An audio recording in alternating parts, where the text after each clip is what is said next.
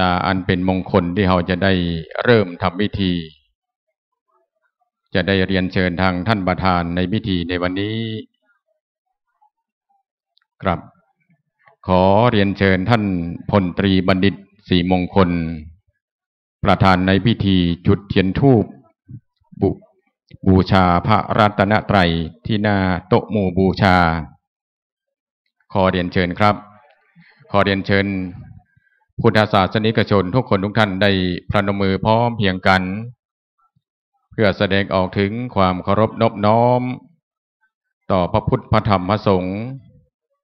ที่เป็นสารณะที่จังที่เปิ่งของหมู่เฮาเจ้าพุทธใจดีพระพุทธใจบริสุทธิ์พระธรรมใจงามพระสงฆ์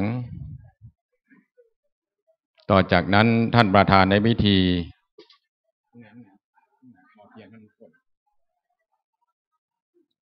ท่านประธานในพิธีจะได้จุด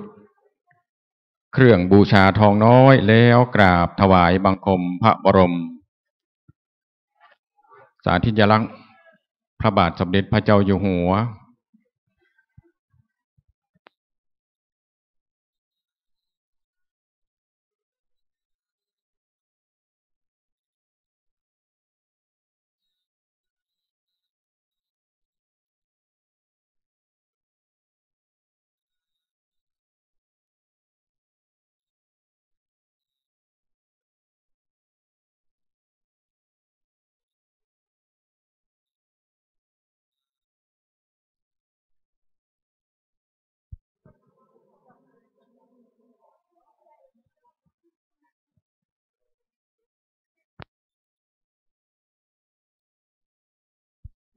ครับต่อจากนั้นพออาจารย์จะได้กล่าวนำไหว้พระ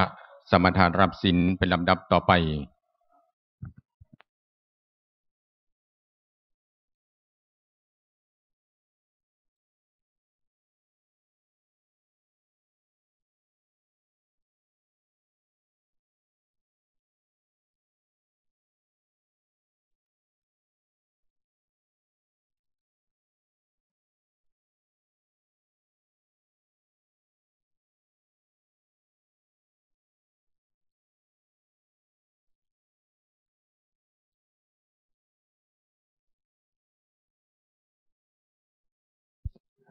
ครับตอนได้ไปก็ขอเชิญทุกท่านนะครับได้ตั้งใจไหว้พระสมทานรับศีลนะครับ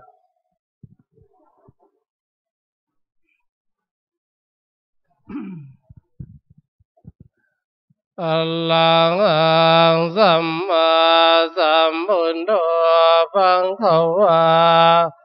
พุทธังภังคะวันตังอภิวาเทมิสวังกาโตภังคะวะตาธัมโมธัมมังนัมมัสสามิสุปัฏฐิปันโนภังคะวะโตสาวกสังโฆสังฆังนัมมา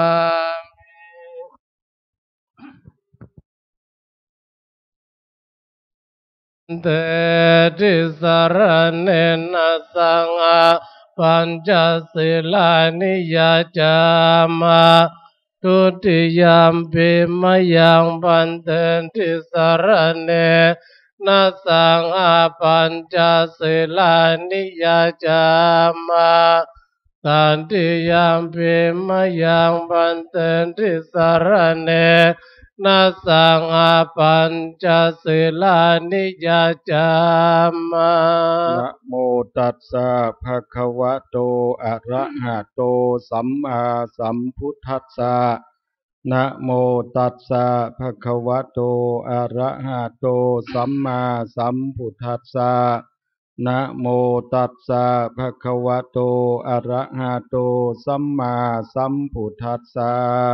นะโมตัสสะภะคะวะโตอะระหะโตสัมมาสัมพุทธัสสะนะโมตัสสะภะคะวะโตอะระหะโตสัมมาสัมพุทธัสสะนะโมตัสสะภะคะวะโตอะระหะโต สัมมาสัมพุทธะพุทธังสรณังคัจฉามิ พุทธังสรณังคัจฉาธัม มิ มังสรณังคัจฉามิ ธัมมังสรณังคัจฉามิ สังฆังสรณังคัจฉามิ สังฆังสรณังคัจฉามิ ทุติยัมปิพุทธังสรณังคัจฉามิ ทุติยัมปิพุทธังสรณังคัจฉามิ ทุติยัมปิธัมมังสรณังคัจฉามิ ทุติยัมปิธัมมังสรณังคัจฉามิ ทุติยัมปิสังฆังสรณังคัจฉามิ ทุติยัมปิสังฆังสรณังคัจฉามิ ตติยัมปิพุทธังสรณังคัจฉามิ สันติยัมปิพุทธังสรณังคัจฉามิ ตติยัมปิธัมมังสรณังคัจฉามิ สันติยัมปิธัมมังสรณังคัจฉามิ ตติยัมปิสังฆังสรณังคัจฉามิ สันติยัมปิสังฆังสรณังคัจฉามิ ปานาติปาตาเวระมณีสิกขาปะทังสมาธิยามิ ปานาติปาตาเวรมณีสิกขาปะทังสมาธิยามิ อาทินนาทานาเวระมณีสิกขาปะทังสมาธิยามิ อาทินนาทานาเวรมณีสิกขาปะทังสมาธิยามิ ยาเมสุมิชฌาจาราเวระมณีสิกขาปะทังสมาธิยามิ กามเมสุมิจฉาจาราเวรมณีสิกขาปะทังสมาธิยามิ มุสาวาทาเวระมณีสิกขาปะทังสมาธิยามิ มุสาวาทาเวรมณีสิกขาปะทังสมาธิยามิ สุราเมรยะมัชฌะปมาทัฏฐานาเวระมณีสิกขาปะทังสมาธิยามิ สุราเมรยามัจจปมาทัฏฐานาเวรมณีสิกขาปะทังสมาธิยามิ อิมานิปัญจสิกขาปทานิสีเลนะสุขติงยันติสีเลนะโภคสัมปทาสีเลนะนิพพุติงยันติตัสมาสีลังวิโสทะเย สาธุ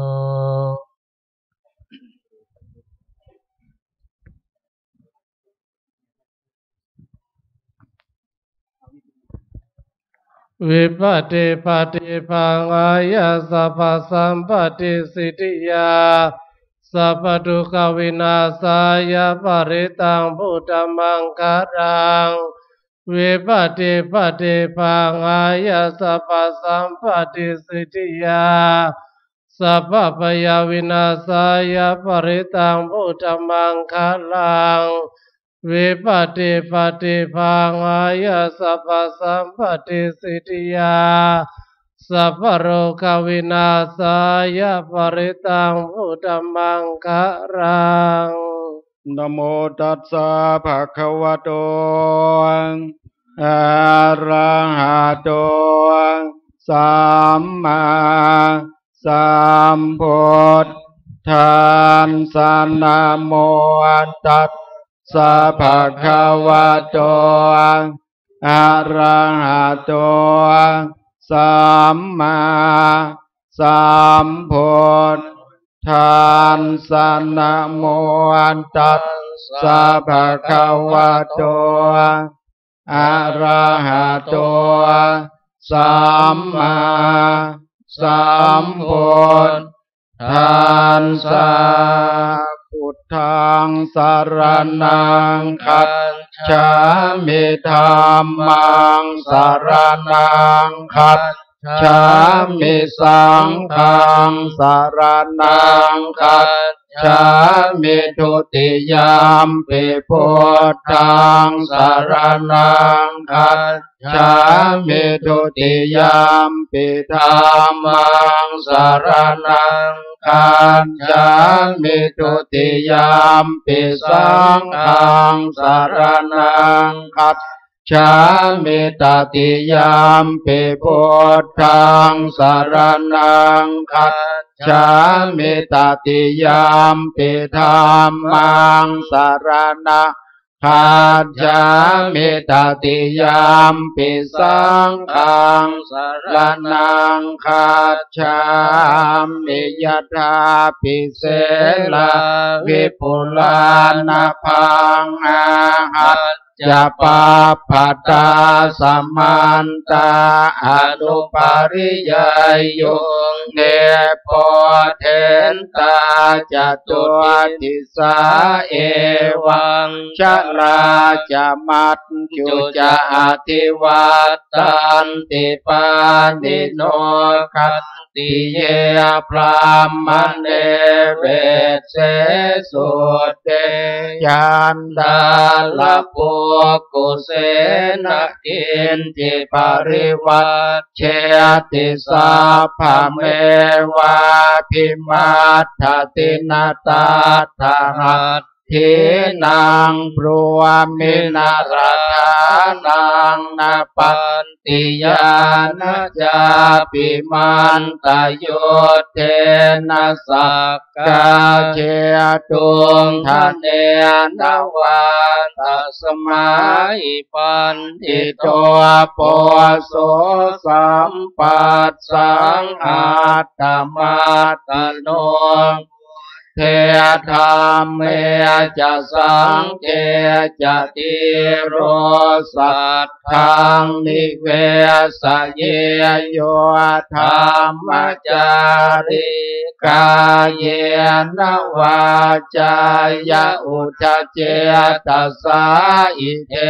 วนังปัสสังสันติเปจะสังเคปโมทติยาสัสสะ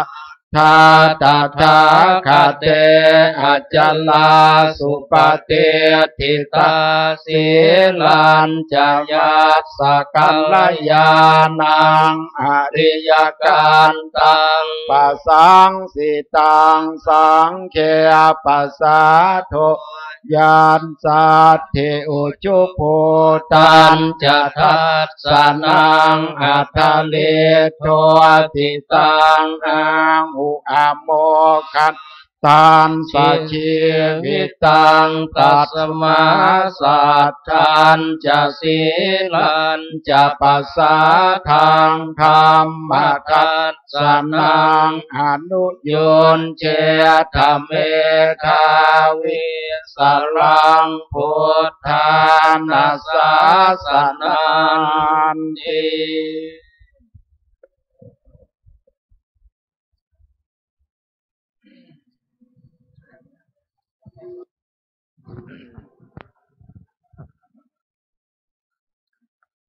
ยังเวนิพพานญาณัสสยานังปุเพปวัตติเตตัสเสวะวิสยิภูตายายังธัมมนิยามตาอนิจจตาทุกขตาจะสัพเพสังจานัตตตาตัสสะปะกาสกังสุตังยังสัมพุทเทนะภาสิตังสาธุนังญาณจาเรนยถาพุทเทนะเทสิตังโยนิโสปฏิปัตตยทังตังสุตันตังพนามาเสเอวเมสุตังเอกังสัมยังภควาสาวันติยังวิหารติเชตวันเลอนาถปิณฑิกันสอาราเมตาตโรภควาภิกขุอามันเตสิภิกขวติภาทานเตติเตภิกขุภควโตปัจจัตโสสุงภควาเอต ตัทโวจะอุปาทาวาภิกขเวตถาคตานังอนุปาทาวาตถาคตานังทิตาวสาสุธรรมาทิตตาธรรมนิยามตาสัพเพสังขาราอนิจจติตังตถาคโตอภิสัมโพชติอภิสัมเมติอภิสัมโพจิตวาอภิสัมเมตวาอาจิอติเทเสติปัญญเปติปัฏฐเปติวิวรติวิปัจจติอุตตาเนกโรติสัพเพสังขาราอนิจจติอุปาทาวะเพียงขเวตถาคตานังอนุปาทาวะตถาคตานังทิตาวสาธาตุธรรมาทิตตาธรรมนิยามตาสัพเพสังขาราทุกขาติตังตถาคโตอภิสัมพุทธติอภิสัมเมติอภิสัมพุทธิตวาอภิสัมเมตวาอาจิกติเทเสติปัญญเปติปัฏฐเปติวิวรติวิปัจจติอุตตานิกโรติสัพเพสังขาราทุกขาติอุปาทาวาภิกขเวตถาคตานังอนุปาทาวาตถาคตานังทิตาวสาธาตุธรรมทิตตาธรรมนิยามตาสัพเพ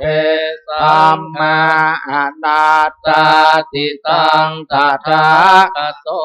อภิสัมโพชติอภิสัมเมติอภิสัมโพชิตวาอภิสัมเมตวาอาจิกติเทเสติปัญญเปติปัฏฐเปติวิวรติวิปัจจติอุตตานิกโรติสัพเพธัมมาอนัตตาติธัมโมจะภควาอัตตมานาเตภิกขุภควโตภาสิตังอภินันทุนเตสัพเพ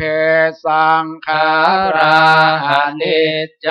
ติยถาปัญญายปัสสติอัฏฐานิเพนทติตุงเกเอสมังโตทิยาสัพเพสังขาราทุกขาติยถาปัญญายปัสสติอัฏฐานิเพนทติตุเกเอสมัคโค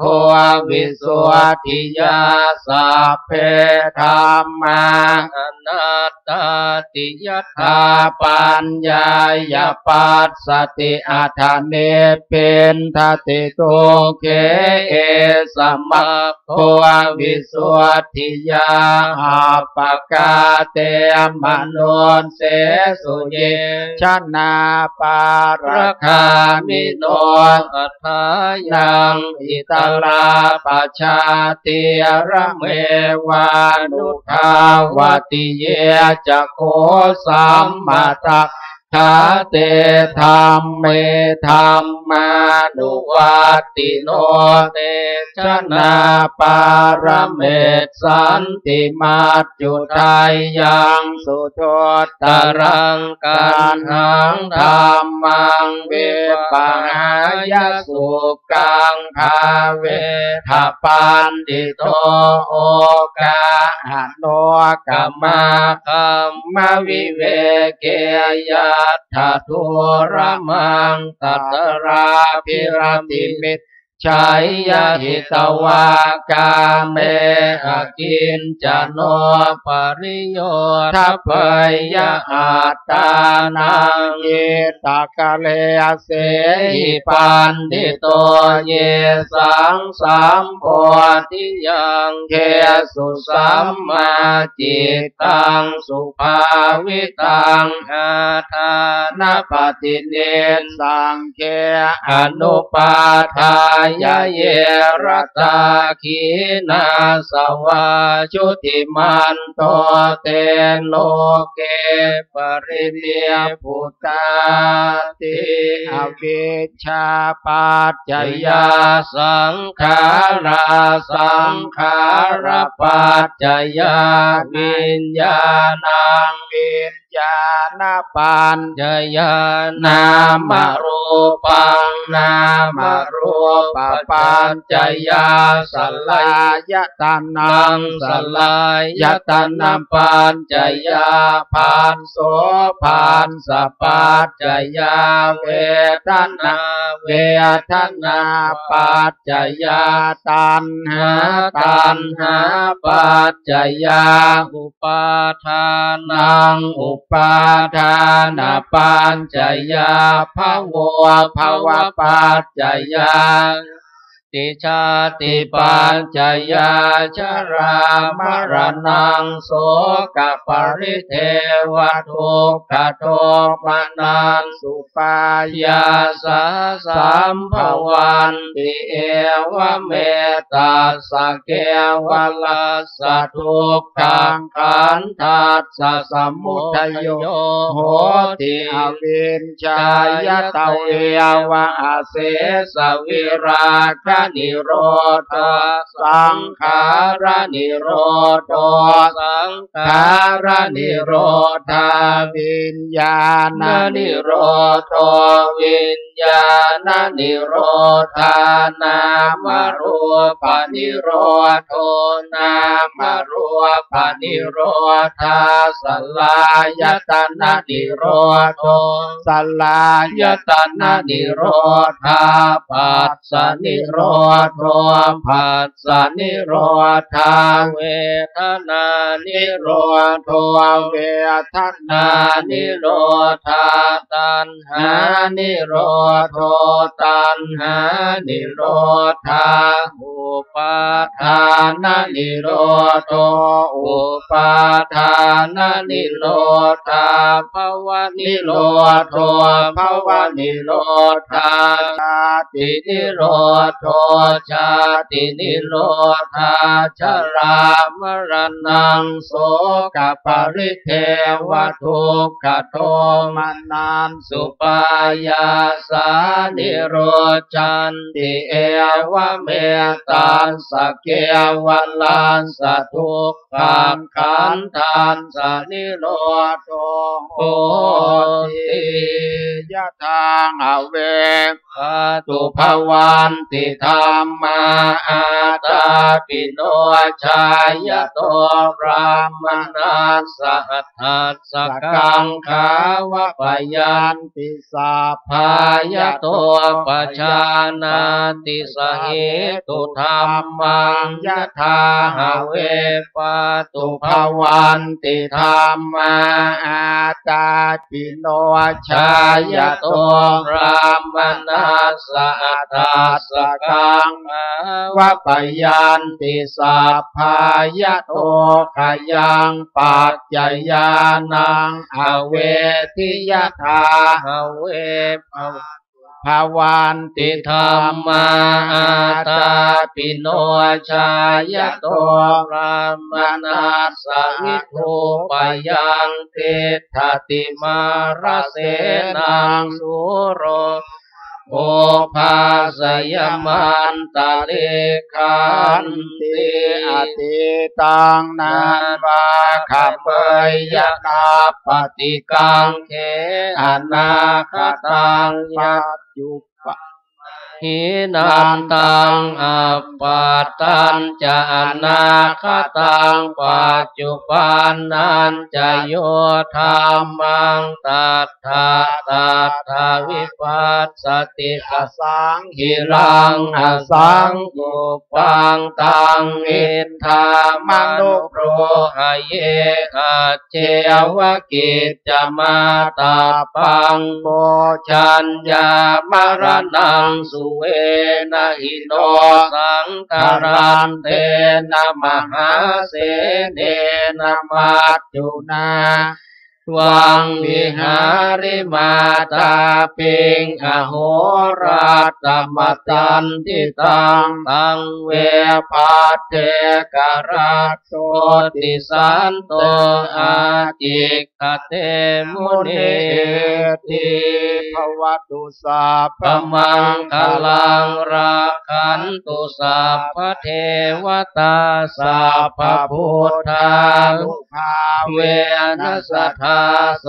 ทิภวันตุเตภวตุสัพพมังคลังราคันตุสัพพเท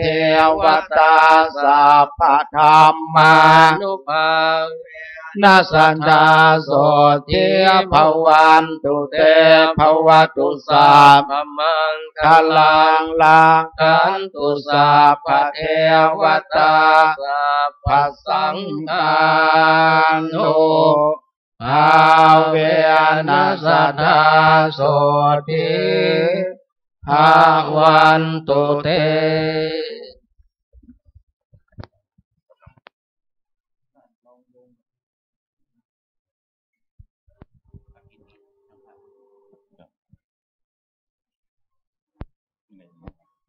ครับตอนนี้พระคุณเจ้าพระสงฆ์สงฆ์สมณศักดิ์10 รูปนะครับได้สวดเจริญพระพุทธมนต์จบแล้วนะครับทางเจ้าหน้าที่จะได้ทำผ้าขาวรองโยงและลาดผ้าผูสายโยงได้นำพระสงฆ์สงฆ์สมณศักดิ์สวดเจริญพระพุทธมนต์ก็มีท่านพระครูอดุลศิรกิจเจ้าอาวาสวัดทัดคำเจ้าคณะตำบลหายา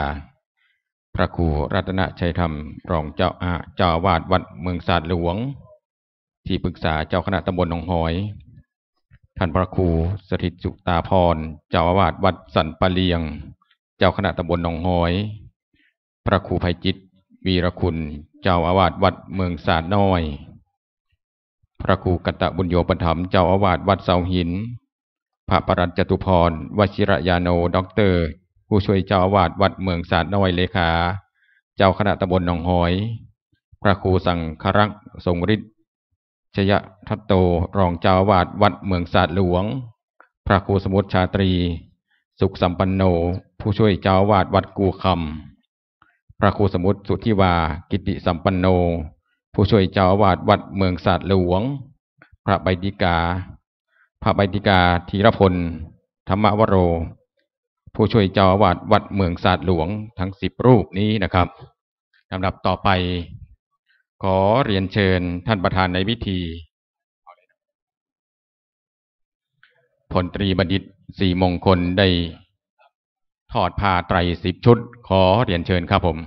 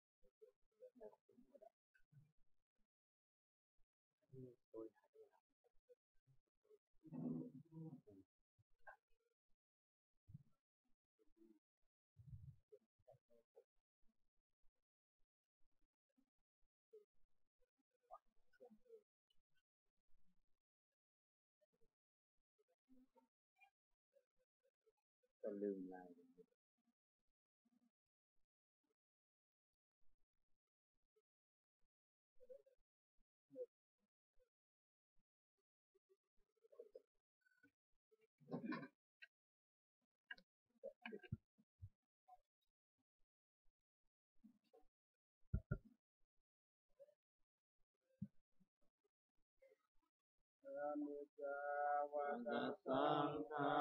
ราอุปัตตวยธรรมิโนอุปัจจิตวานิโรชันติเตสังปัสสัมโมสุโข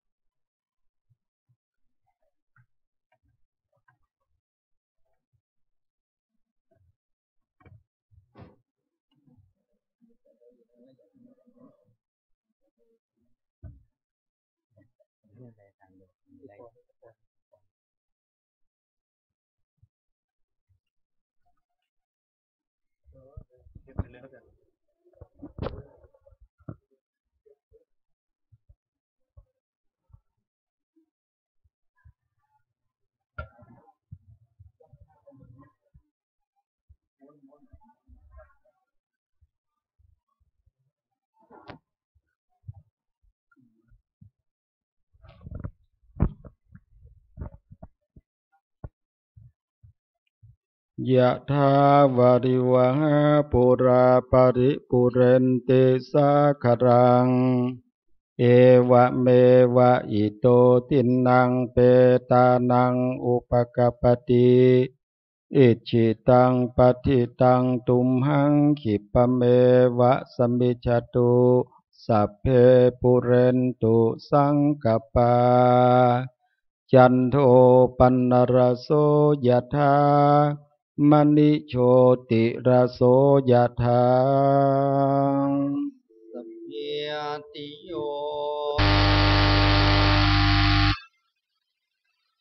อะโลโกวินาศตุมาเตวันตารายโยสุขีทีกายุโกภวสัพพิติโยวิวันจันตุสัพพะโรโกวินาศตุมาภวันวันตารายโยสุขี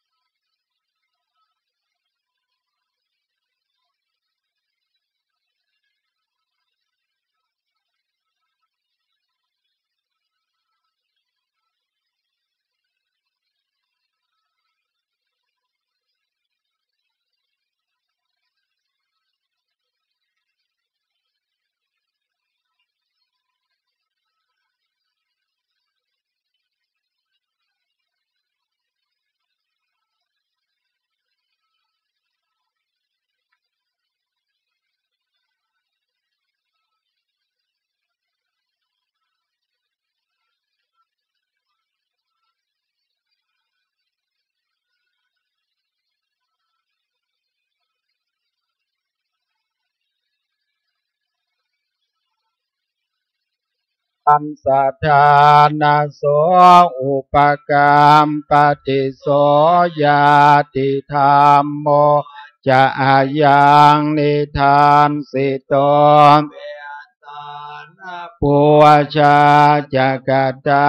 อุลาลาภลันจะภิกโคนัมมโนปะเทนังตุมเหหิปุญญัง ปสุตังอนาปการติภวตุสัพพมังราคันตุสัพพเทวตาสัพพพุทธาสัทธาโสทิภวันตุเตภวตุสัพพมังคลังขันตุสัพพเทวตาสัพพธรรมาเวนัสสทธาโสทิภวันตุเตภวตุสัพพลังราคันตุสัพพเทวตาภาสังฆา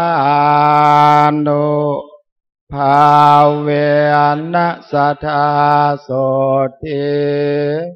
ภวันตุเต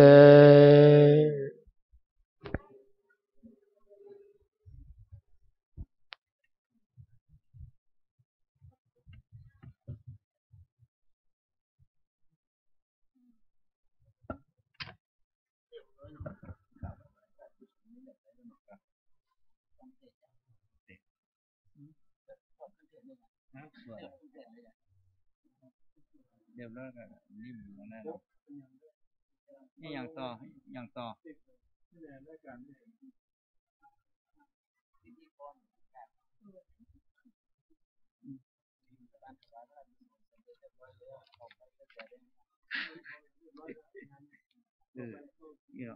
วด้วยการรายงานอ่านรู้อะไรตัวยัง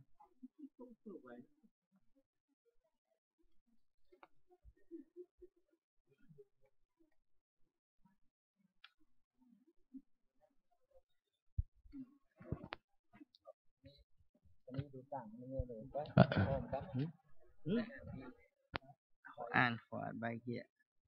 ใบยากใบมัดดี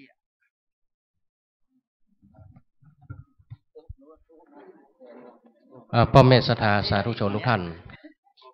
การบำเพ็ญพระราชกุศลถวายพระบาทสมเด็จพระประมินทรมหาภูมิพลอดุลยเดชบรมนาถบพิตรเสด็จสวรรคตบรรจบครบ2 ปีพระสงฆ์ก็ได้สวดพระพุทธมนต์ประธานพิธีทอดผ้าไตรพระสงฆ์สดับปกรณ์อนุโมทนาเป็นที่เรียบร้อยในโอกาสบัดนี้จะได้เข้าสู่การเทศน์ธรรมสัญจรต่อไป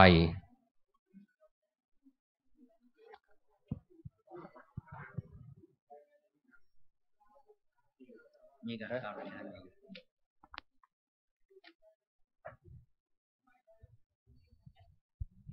ายงานอย่างต่างรายการนั่งยุ่งว่าที่มูลการถวายแล้ว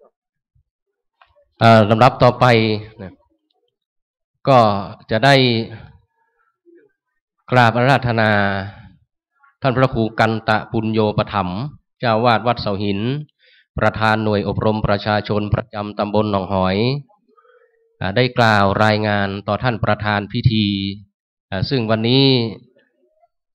ก็ได้เมตตาเดินทางมากันทั้ง2 รูปนะคือหลวงพ่อพระครูปริยัติยานุศาสตร์แล้วก็หลวงพ่อพระครูวิทิตศาสนาธรท่านรองเจ้าคณะอำเภอเมืองเชียงใหม่ท่านก็เมตตาเดินทางมาร่วมงานทั้ง2 รูปนะก็ถือว่าได้กล่าวรายงานต่อหลวงพ่อพระครูปริยัติยานุศาสตร์ซึ่งพระเดชพระคุณหลวงพ่อได้รับผิดชอบในด้านงานของหน่วยอบรมประชาชนประจำตำบลโดยตรงขอกราบนิมนต์ท่านพระครูกันตะปุญโญปถัมภ์ครับ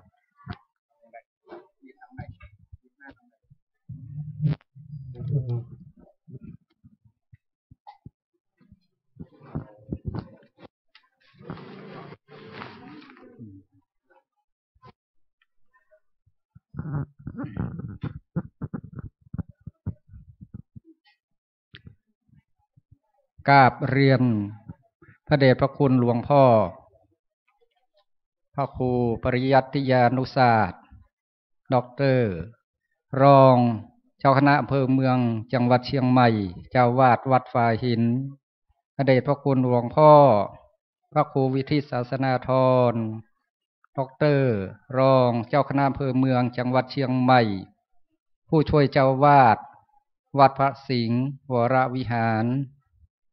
กล่าวพระครูกันตะธรรมโมปัฏ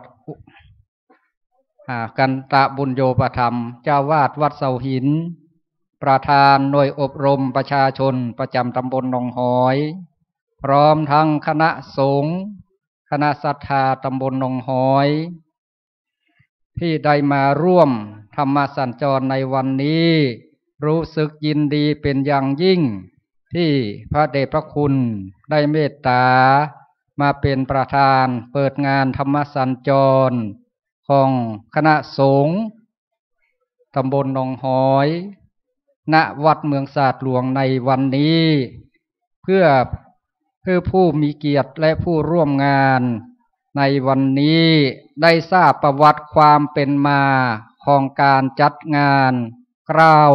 ขอประทานโอกาสกราบเรียนถวายรายงานโดยสังเขปดังนี้การจัดงานธรรมสัญจรในคราวครั้งนี้มีวัตถุประสงค์เพื่อสนองงานของคณะสงฆ์ในส่วนของหน่วยอบรมประชาชนตามวัตถุประสงค์ทั้ง8ด้านคือ 1. ศีลธรรมและวัฒนธรรม 2. สุขภาพอนามัย 3. สัมมาชีพ 4. สันติสุข 5. ศึกษาสงเคราะห์ 6. สาธารณสงเคราะห์ 7. กตัญญูกตเวทิตาธรรม 8. สามัคคีธรรมโดยคณะสงฆ์ตำบลหนองหอยและหน่วยอบรมประชาชนประจำตำบลหนองหอยซึ่งประกอบไปด้วย5วัดและ1ที่พักสงฆ์ได้ดำเนินการตามวัตถุประสงค์ดังกล่าวเช่นการจัดงานประเพณีของวัดต่างๆเพื่ออนุรักษ์วัฒนธรรมประเพณีอันดีงามของล้านนาการสร้างหอศิลปกรรมโบราณล้านนาการสร้างพิพิธภัณฑ์ของโบราณการสร้างแหล่งเรียนรู้ด้านศิลปวัฒนธรรมการมอบเครื่องอุปโภคบริโภคให้แก่ผู้ยากไร้และผู้ป่วยในตำบลหนองหอยการมอบทุนการศึกษาให้กับพระภิกษุสามเณรของวัดต่างๆในตำบลหนองหอยการส่งเสริมสมาชีพการทำโคมทำตุงการจัดงานวันกตัญญูของวัดต่างๆเป็นต้นรวมไปถึงในครั้งนี้คณะสงฆ์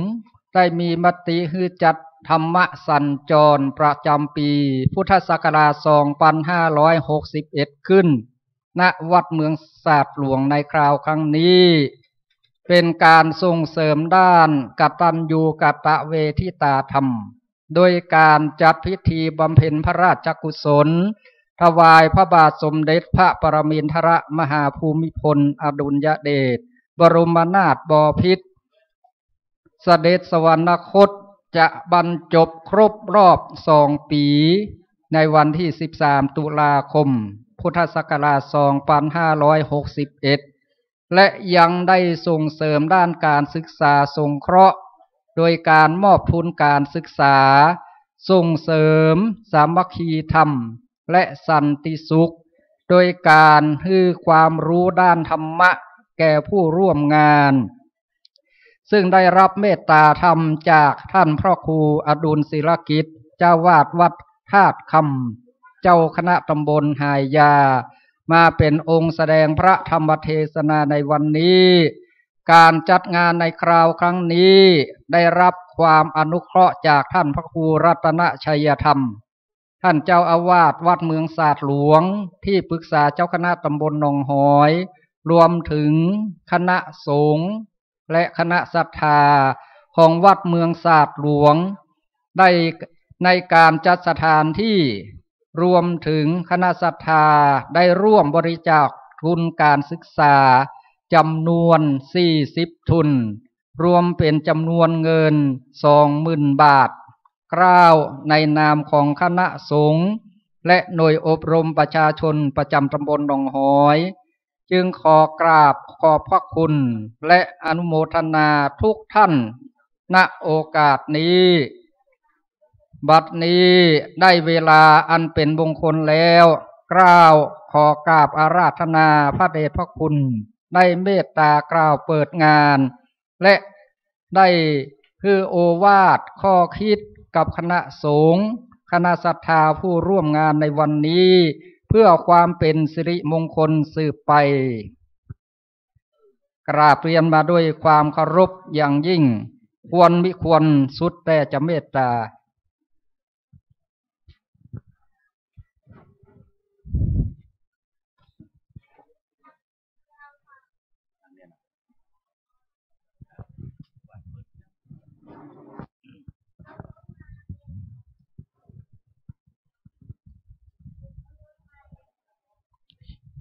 ขอนอบน้อมถึงองค์สมเด็จพระสัมมาสัมพุทธเจ้ากราบเรียนท่านพระครูอดุลศิรกิจ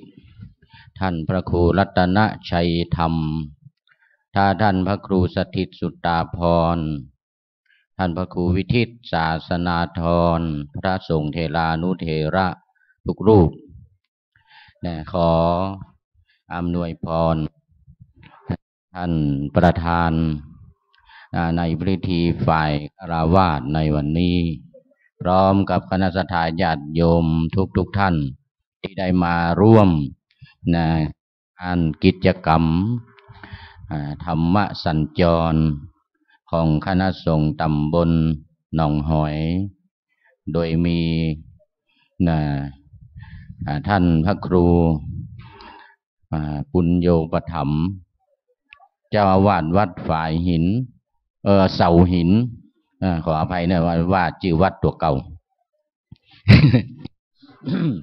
วัดเสาหินมันใกล้กันสถาเสาหินกับฝ่ายหินเนาะวัดเสาหินซึ่งเป็นประธานหน่วยอบรมประชาชนประจำตำบลหนองหอยแห่งนี้ได้ร่วมกันกับคณะกรรมการในตำบลหนองหอยทุกท่านอันมีท่านเจ้าอาวาสทุกวัดในตำบลหนองหอยพร้อมกับหลวงพ่อเจ้าคณะตำบลคือท่านพระครูสถิตสุตตาภรณ์เป็นที่ปรึกษางานของหน่วยอบรมประชาชนประจำตำบลมาด้วยดีได้เริ่มกิจกรรมการธรรมสัญจรนี้มาเป็นเวลาหลายครั้งครั้งนี้ทราบว่าเป็นครั้งสุดท้ายแล้วก็จะเป็นครั้งปิดมั้ยเนาะสุดท้ายแล้วยังบ่มีแล้วเนาะเป็นมีเตือเดียวเตือเดียวทั้งเปิดทั้งปิดเนาะวันนี้เนาะว่าไปนิมนต์ใบนิมนต์ไปว่านิมนต์มากล่าวปิดเนาะที่เปิดไปครั้งแล้วเตือนหนึ่งเนาะเป็นครั้งนี้เป็นครั้งที่จะปิดการอบรม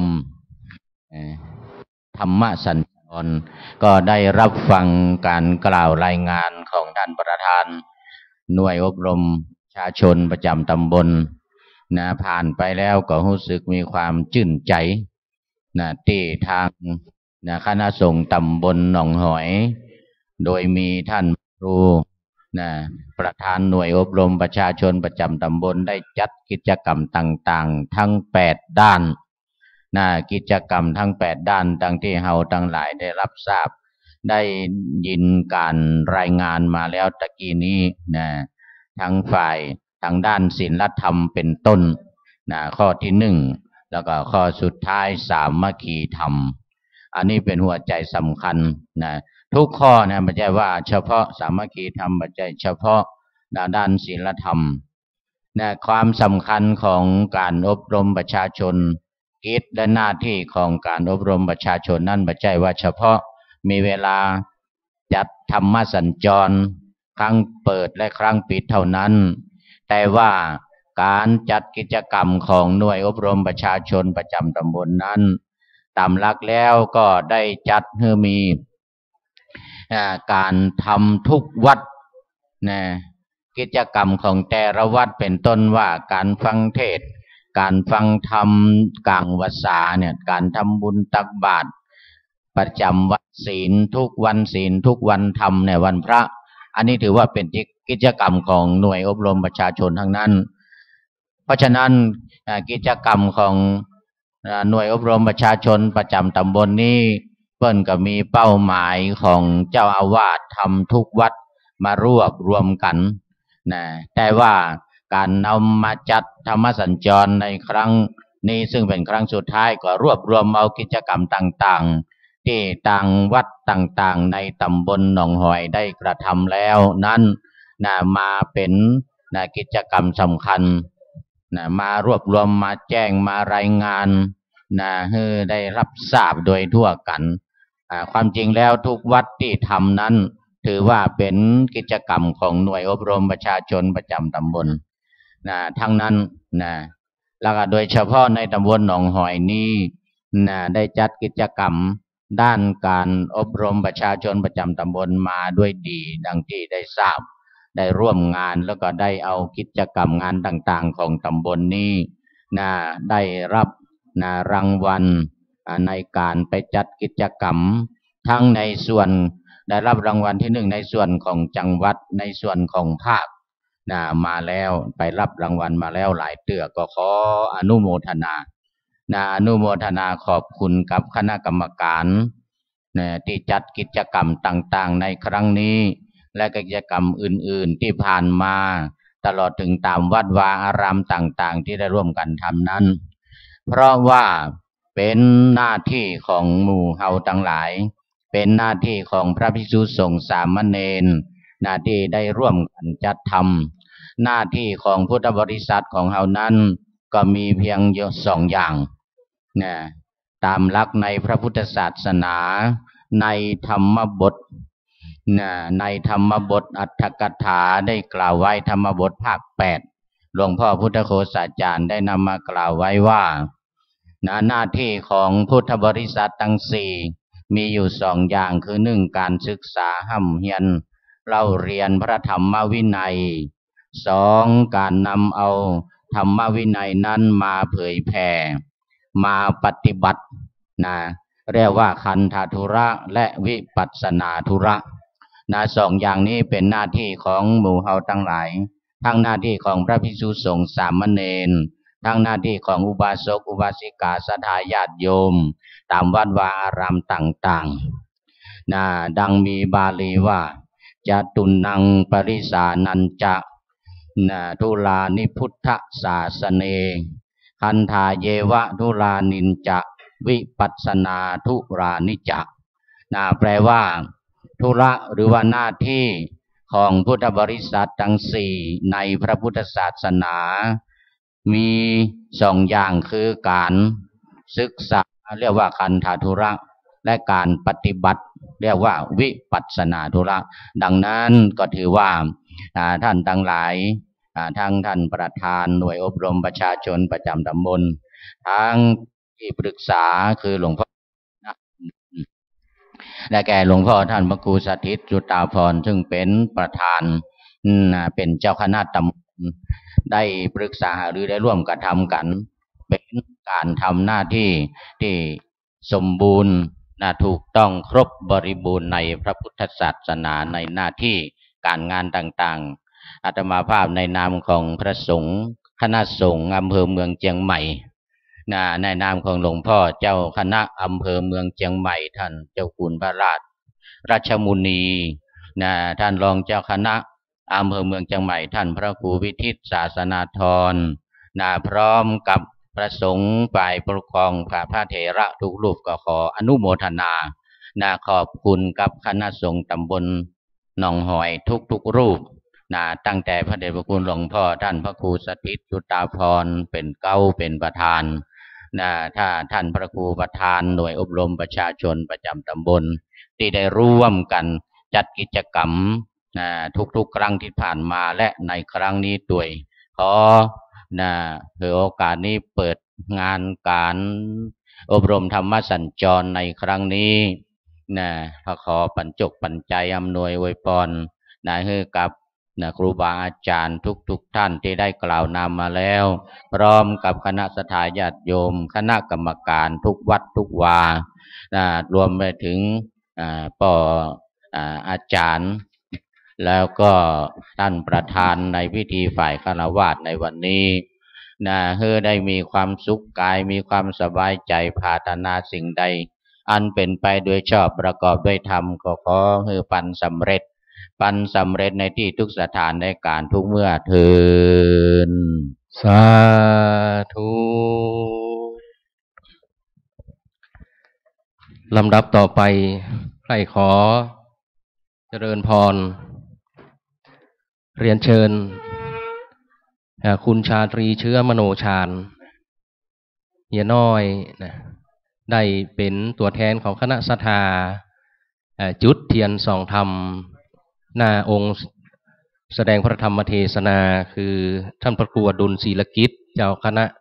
ตำบลไหยาเจ้าวาดวัดธาตุคำพระคุณหลวงพ่อพระครูอดุลศีลกิจเป็นพระนักปราชญ์เนี่ยได้รับการยกย่องว่าเป็นนักปราชญ์ของล้านนาไทยนะหาผู้ใด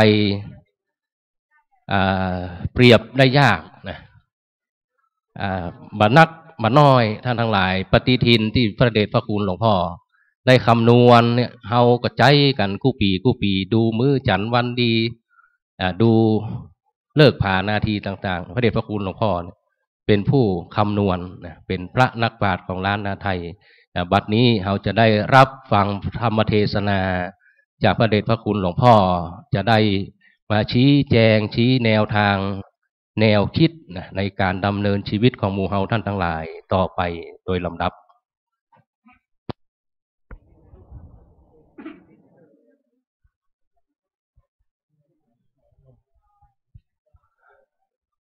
มาจโลกานิปฏิสังปฏิกัตถัญชลิ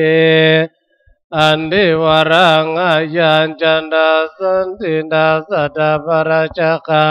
ชาติกาเทสินตุนามังอนุกัมปิมังปัจจังนะโมตัสสะภะคะวะโตอะระหะโตสัมมาสัมพุทธัสสะนะโมตัสสะภะคะวะโตอะระหะโตสัมมาสัมพุทธัสสะนะโมตัสสะภะคะวะโตอะระหะโตสัมมาสัมพุทธัสสะธัมโมสุจินโนสุขมาวหาติ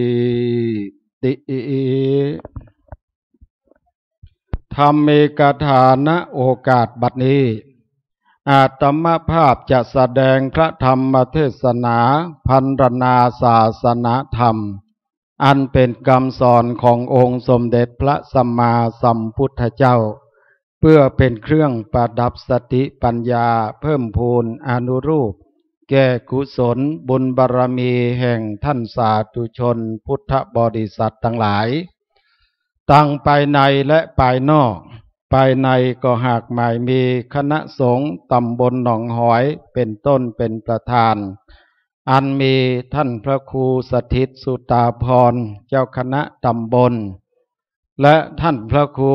รัตนชัยธรรมเจ้าอาวาสวัดเมืองศาสตร์หลวงที่ปรึกษาเจ้าคณะตำบลหนองหอยสดร้อนซึ่งได้รับการแต่งตั้งผ่านมติมหาเถรสมาคมไปเมื่อวันที่28กันยายน2561นี้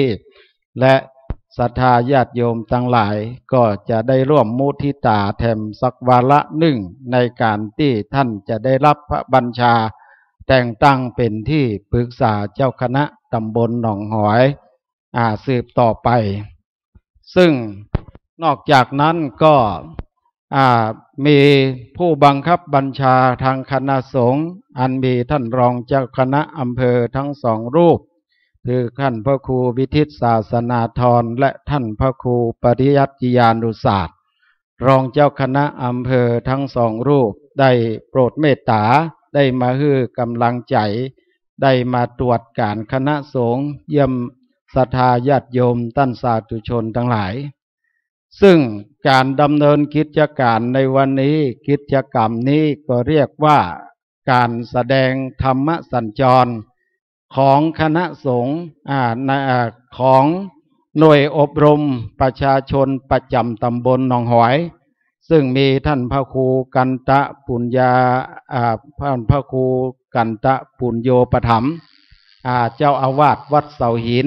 ได้เป็นประธานหน่วยอบรมประชาชนประจำตำบลซึ่งทางคณะสงฆ์นั้นซึ่งทางคณะสงฆ์ตำบลหนองหอยและหน่วยอบรมประชาชนประจำตำบลหนองหอยนั้นถือว่าเข้มแข็งในการทำงานและมีผลงานเป็นที่ประจักษ์แก่ทางคณะสงฆ์จึงได้รับการยกย่องเชิดชูว่าเป็นหน่วยอบรมประชาชนประจำตำบลและเป็นหน่วยอบรมประชาชนดีเด่นของจังหวัดเชียงใหม่โดยท่านสาธุชนญาติโยมท่านสาธุชนทั้งหลายนอกจากการที่จะมาแสดงพระธรรมเทศนาอบรมประชาชนประจำตำบลนี้แล้วเราก็ยังมีการน้อมรำลึกนึกถึงยังพระมหากรุณาธิคุณของพระบาทสมเด็จพระเจ้าอยู่หัวภูมิพลอดุลยเดชบรมนาถบพิตรซึ่งได้เสด็จสวรรคตไปเมื่อวันที่13ตุลาคมปีพุทธศักราช2529ล่วงมาถึงปีนี้ก็จะครบ2 ปีในวันที่13ตุลาคมที่จะถึงนี้เพราะฉะนั้นคณะสงฆ์ตำบลหนองหอยก็จึงปรารภเหตุในการนี้นำเอางานทั้ง2 งานนี้มาเปาะกันก็คือการถวายพระราชกุศลแด่พระบาทสมเด็จพระเจ้าอยู่หัวภูมิพลอดุลยเดชบรมนาถบพิตรรัชกาลที่9ที่เสด็จสวรรคตครบ2 ปีและงานเผยแผ่อบรมประชาชนประจำตำบลหนองหอยในวาระนี้เป็นวาระที่2และเป็นวาระที่จะปิดงาน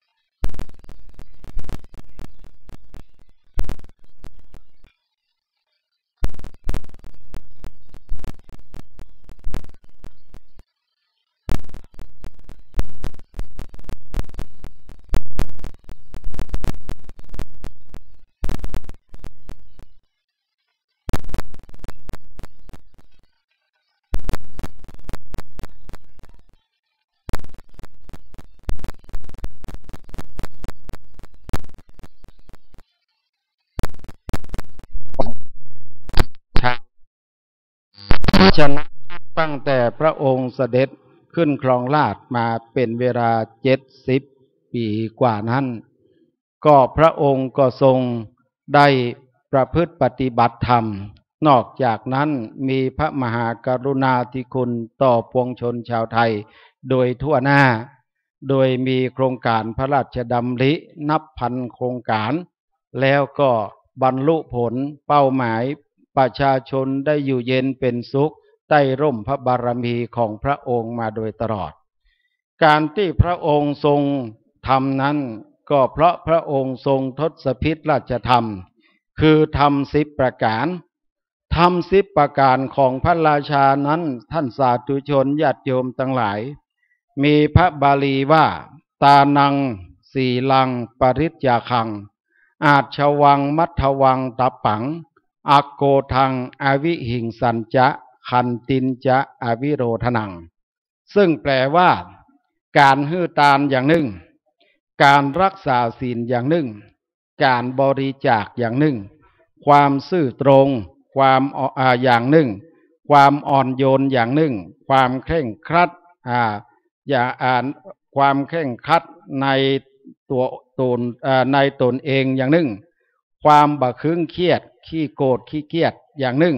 ความบะเบียดเบียนอย่างหนึ่งความอดทนอย่างหนึ่งและความบะคิดร้ายต่อผู้ใดอย่างหนึ่งทั้ง10ประการนี้เป็นทศพิธราชธรรมที่พระบาทสมเด็จพระเจ้าอยู่หัวภูมิพลอดุลยเดชได้ทรงประพฤติปฏิบัติมาโดยตลอดเป็นที่ประจักษ์แก่ปวงชนชาวไทยจึงเป็นที่อาลัยโศกาอาดุลในเวลาที่พระองค์เสด็จสวรรคตนั้นขณะนี้ก็ยังบ่ได้จางหายจากจิตใจของประชาชนชาวไทยไปโดยเหตุนี้ท่านสาธุชนญาติโยมพุทธบริษัททั้งหลายวันนี้ทางคณะสงฆ์ตำบลหนองหอยน้อมรำลึกถึงพระมหากรุณาธิคุณอันนั้นจึงได้จัดพิธี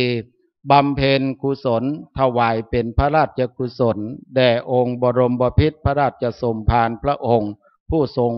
พระคุณอันประเสริฐพระองค์นั้นเพราะฉะนั้นในการแสดงธรรมในวันนี้ศรัทธาญาติโยมท่านสาธุชนทั้งหลายอาตมาได้ขึ้นพระบาลีเป็นอุเทศบทเบื้องต้นของพระธรรมเทศนาในวันนี้ว่าธัมโมสุจินโนสุขมาวหาติซึ่งแปลว่าผู้ใดประพฤติธรรมดีแล้วนั้นย่อมอยู่เป็นสุขศรัทธาญาติโยมพระธรรมขององค์สมเด็จพระสัมมาสัมพุทธเจ้านี่มีนักศรัทธาญาติโยมทั้งหลายทราบดีอยู่แล้วว่าถ้าแบ่งเป็นพระปิฎกได้3ปิฎกแต่ถ้าหากว่าจะนับเป็นพระธรรมขันธ์ได้ถึง 84,000 พระธรรมขันธ์เพราะเหตุนั้นพระธรรมที่พระองค์แสดงนั้นจึงแสดง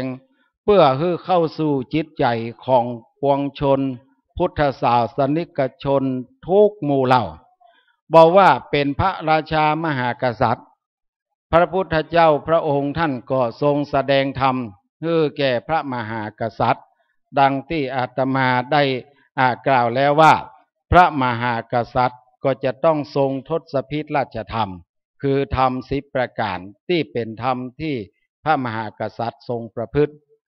ปวงชนชาวไทยทุกหมู่เหล่าหรือพุทธศาสนิกชนถ้าเป็นคนเฒ่าคนแก่เป็นพ่อเป็นแม่พระพุทธเจ้าท่านก็ทรงสอนพ่อแม่ว่าจะต้องเป็นผู้มีพรหมวิหารธรรมคือเมตตากรุณามุทิตาอุเบกขาเพราะฉะนั้นพ่อแม่จึงเป็นดังพระพรหมเฮาทั้งหลายจึงเคารพพ่อแม่ในฐานะที่เป็นพระพรหมเพราะมีธรรม4ประการดังกล่าวแม้แต่พระภิกษุสงฆ์องค์สามเณรก็ต้องมีธรรมสำหรับพระสงฆ์สามเณรอุบาสกอุบาสิกาก็มีธรรมสำหรับอุบาสกอุบาสิกาเพราะฉะนั้นธรรมะของพระพุทธเจ้านี้เปรียบประดุจดังน้ำนั้นศรัทธาญาติโยมสามารถจะกรอกเข้าไปในภาชนะใดน้ำก็สามารถจะปรับตัวให้เป็นดังภาชนะนั้นถ้าศรัทธาเอาใส่แก้วน้ำก็เป็นรูปแก้วเอาใส่ขวดก็เป็นรูปขวดถ้าหากว่าเอาใส่ในหม้อในโอ่งในไหก็เป็นรูปหม้อโอ่งหม้อไหถ้าหากจะบะหมี่ไผ่เอาใส่มันก็ไหลของมันเองรวมตัวกันไหลเป็นทางยาวถ้ามันกว้างหน่อยเขาก็ห้องว่าห้องเหมืองลำเหมืองหรือว่าแม่น้ำไปจนถึงทะเลเพราะฉะนั้นน้ำนี้สามารถเข้าได้ทุกสถานที่ทุกสถานการณ์แม้แต่ธรรมะขององค์สมเด็จพระสัมมาสัมพุทธเจ้าก็เช่นเดียวกันก็เข้าสู่ทุกจิตใจของประชาชนบอกว่าคนนั้นจะเป็นคนทุกข์คนยากคนลำบากคนอนาถาเศรษฐีมหาเศรษฐีหรือว่าพระราชามหากษัตริย์ถ้าหากว่าเราสามารถที่จะนำเอาธรรมะเข้าสู่จิตใจแล้ว เฮาก็จะได้รับผลเหมือนกันทุกคนนั่นก็คือถ้าหากว่าเราทำดีก็ได้ดีเราทำชั่วก็ได้ชั่วธรรมะของพระพุทธเจ้าจึงให้ผลว่าบ่ทำให้คนตกต่ำให้คนไปมีความสูงส่งยิ่งขึ้นไปคนมีคุณธรรมย่อมได้รับการยกย่องคนมีคุณธรรมดีก็ย่อมเป็นคนดีเป็นสีแก่บ้านเมืองแก่ชาติศาสนาโดยเหตุนี้วันนี้อาตมาภาพจะให้นำเอาธรรมะอันเป็นหลักธรรมคำสอนขององค์สมเด็จพระสัมมาสัมพุทธเจ้ามาชี้แจงแสดงพอสมควรแก่กาลเวลา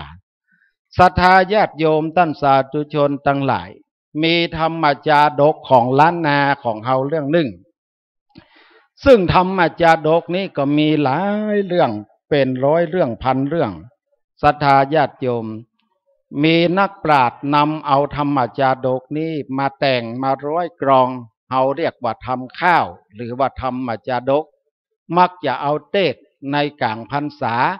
ในแต่ละศีลละ1ผูก2ผูก3ผูกแล้วแต่ว่าอาจจะมีเวลา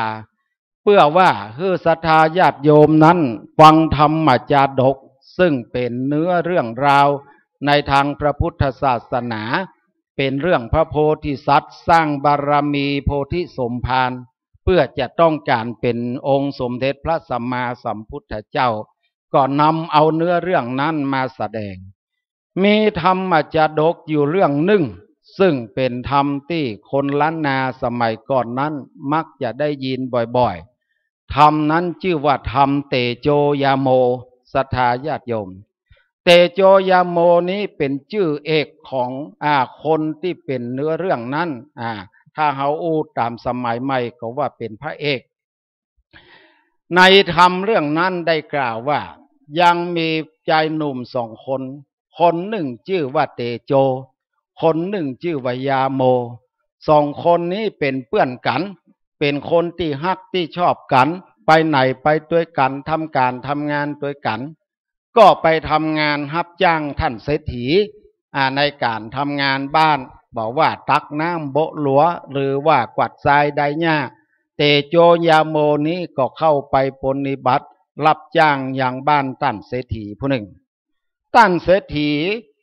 ก็มีความฮักว่าเขา2 คนนี้เป็นคนขยันขันแข็งเป็นคนที่ว่านอนสอนง่ายเป็นคนซื่อสัตย์ก็หันแม่หญิงลูกจ้างคนรับใช้ในบ้านนั้นมี2 คนคนหนึ่งชื่อว่านางจันตาคนหนึ่งชื่อว่านางมาริกา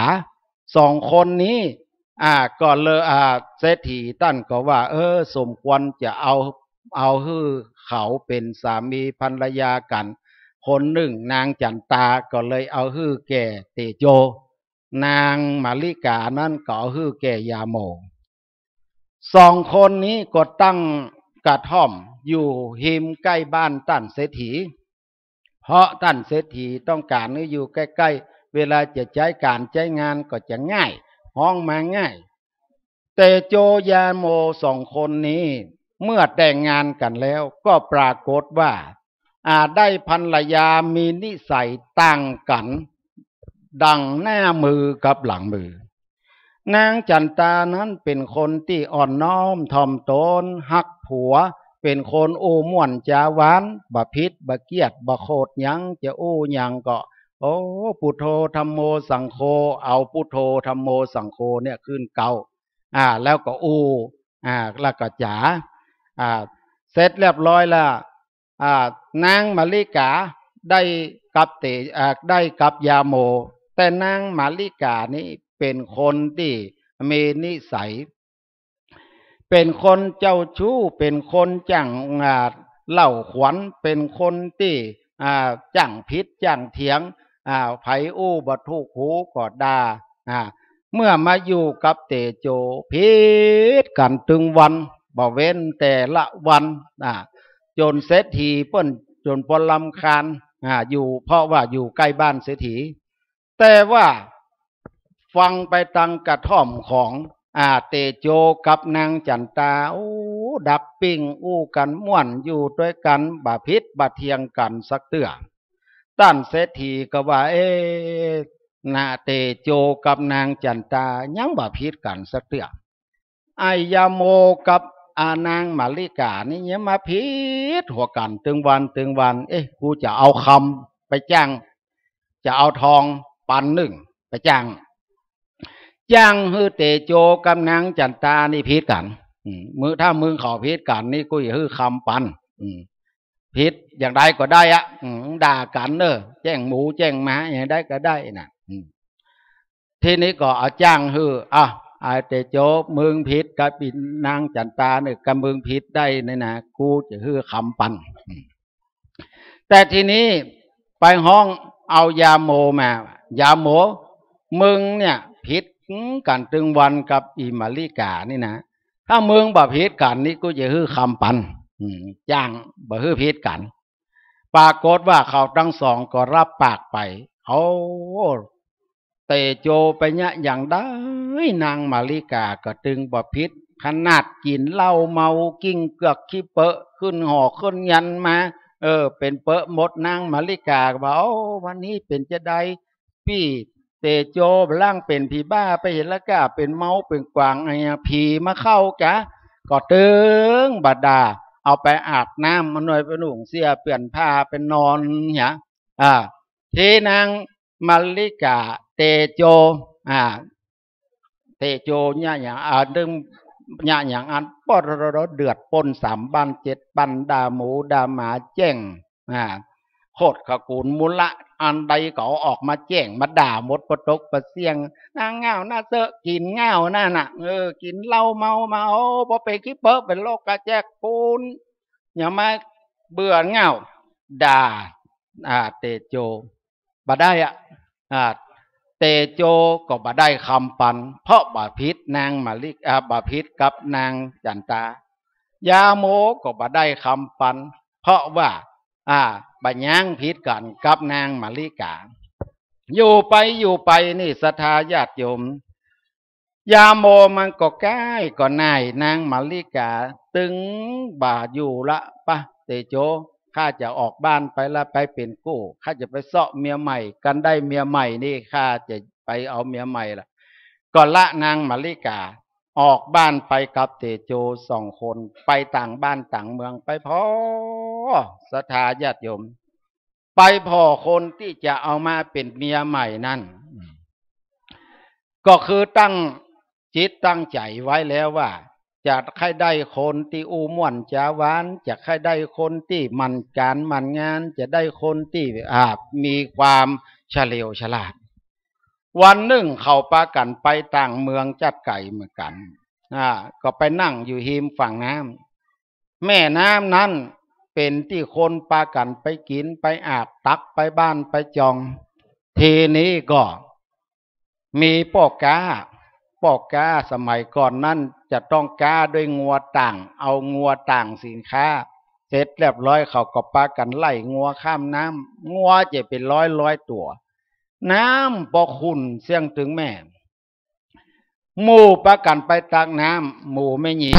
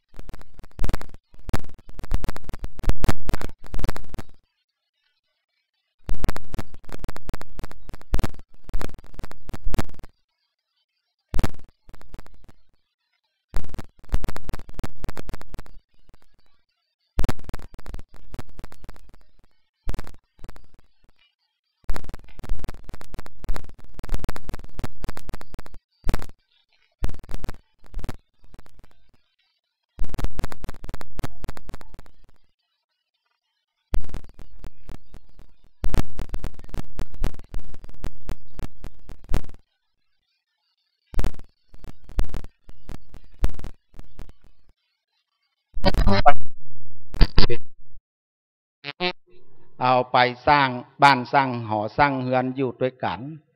นางก็ว่าโอ้ถ้าจะเอาไปก็ได้แต่จะถามปี้ก่อนขอถามปี้ว่าคนค้านในโลกเนี่ย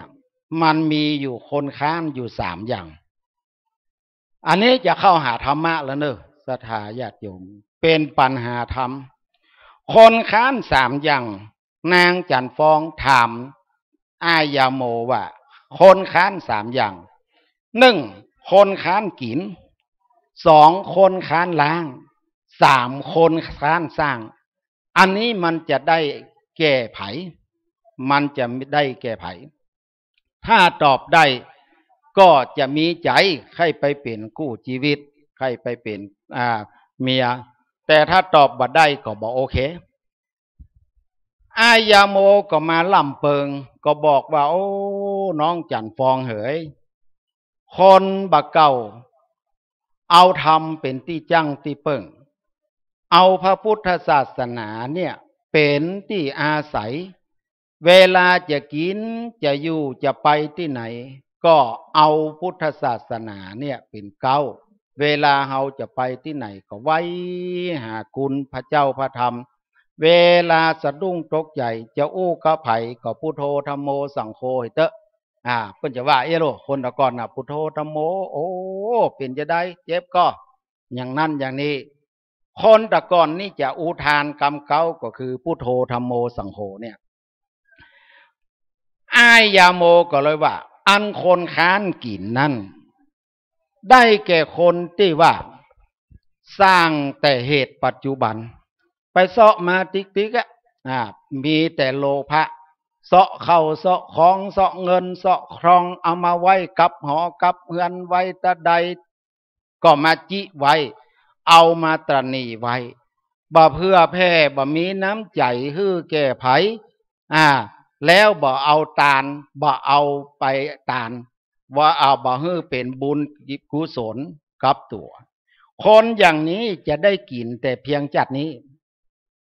จะได้กินจัดเดียวบ่ได้กินจัดหน้าอันเนี้ยเปิ้นฮ้องว่าคนขี้ค้านกินก็คือคนบ่สร้างบุญบ่สร้างกุศลบ่สร้าง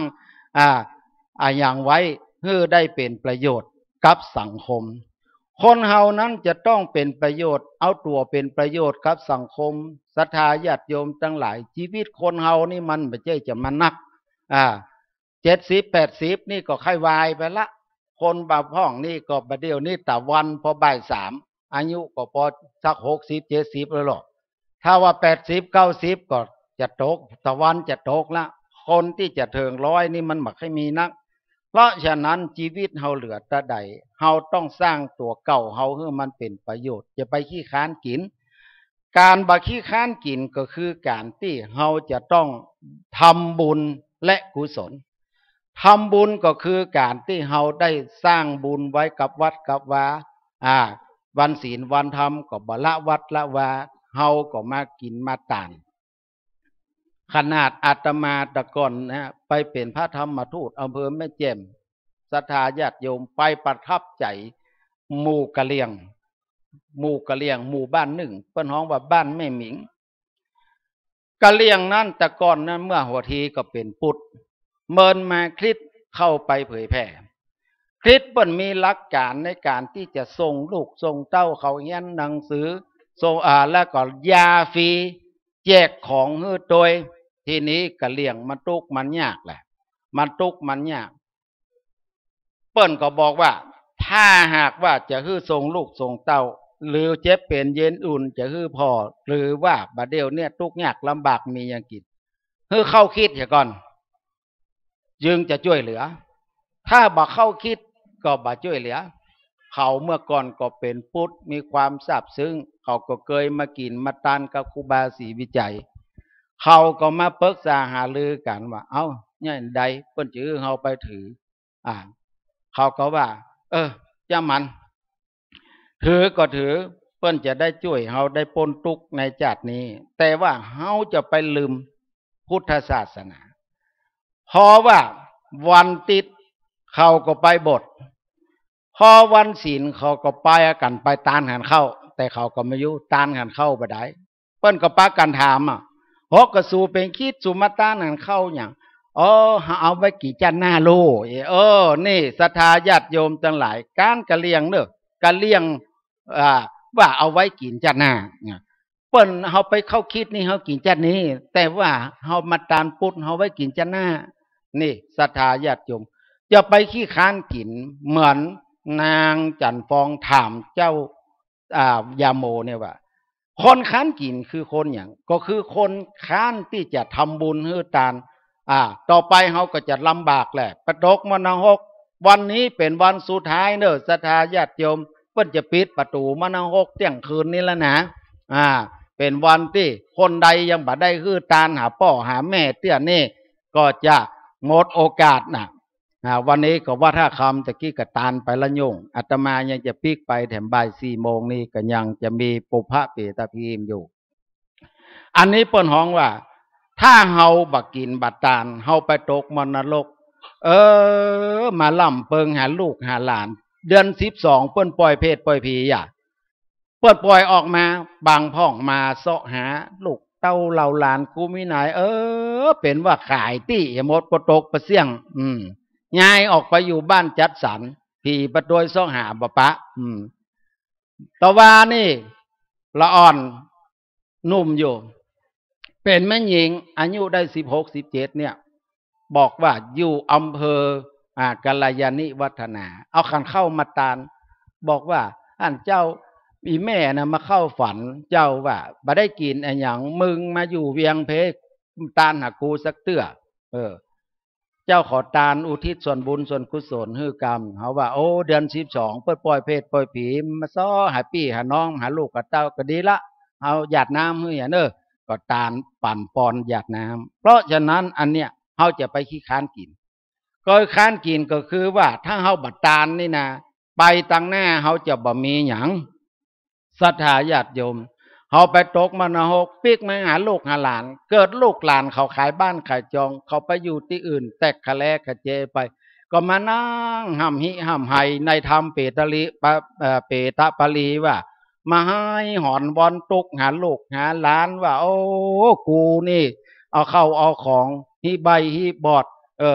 เอามาไว้ฮือสูตายไปจะตานหากูสักน้อยก็ตึงบัดตานกำนั้นให้จมตัวแล้วก็แจ้งตัวทำกรรมเหตุนะแจ้งตัวขอฮือสูตุกขอฮือสูยากเด้ออีขึ้นศอกลงว่าใจแปลงทะศรัทธาลองฮือตุเจ้าเตศธรรมเปทพีฝังเถอะมีอย่าอีแต่เมื่อเป็นอย่างนี้นั้นศรัทธาจะไปขี้ค้านกินนางจันฟองว่าโอ้ข้อนี้ถูกละคนบักค้านกินก็คือคนทำบุญทำทานสร้างกุศลเอาไว้กินจัดหน้าเอาไว้กินจัดหน้าเพื่อได้เป็นพระบุญไปหน้าอันคนค้านที่สองนางจันฟองก็ถามว่าคนค้านล้างนี่คืออย่างไร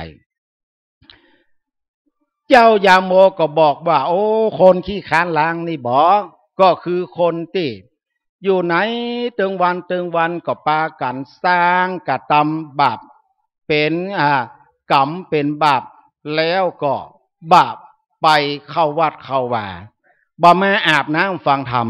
ศรัทธาญาติโยมทั้งหลายเฮามาฟังธรรมะนี่เหมือนกับเฮามาอาบน้ำคนโบราณบ่เก่าเปิ้นบอกว่าน้ำวังลึกต้องลงขัดสีน้ำใสดีต้องเอาสวยหน้าเจ้าลาดสัมพันธวงศ์แต่งข้าวซอนั้นชื่อว่าข้าวเจ้าลาดทำนายเหตุการณ์ไปตั้งหน้าเนี่ยบัดเดียวนี่มาถึงละแต่ว่ายังบ่ถึงบ้านเฮานี่เดียวในเวียงปุ่นมีแล้วเนอะสถาน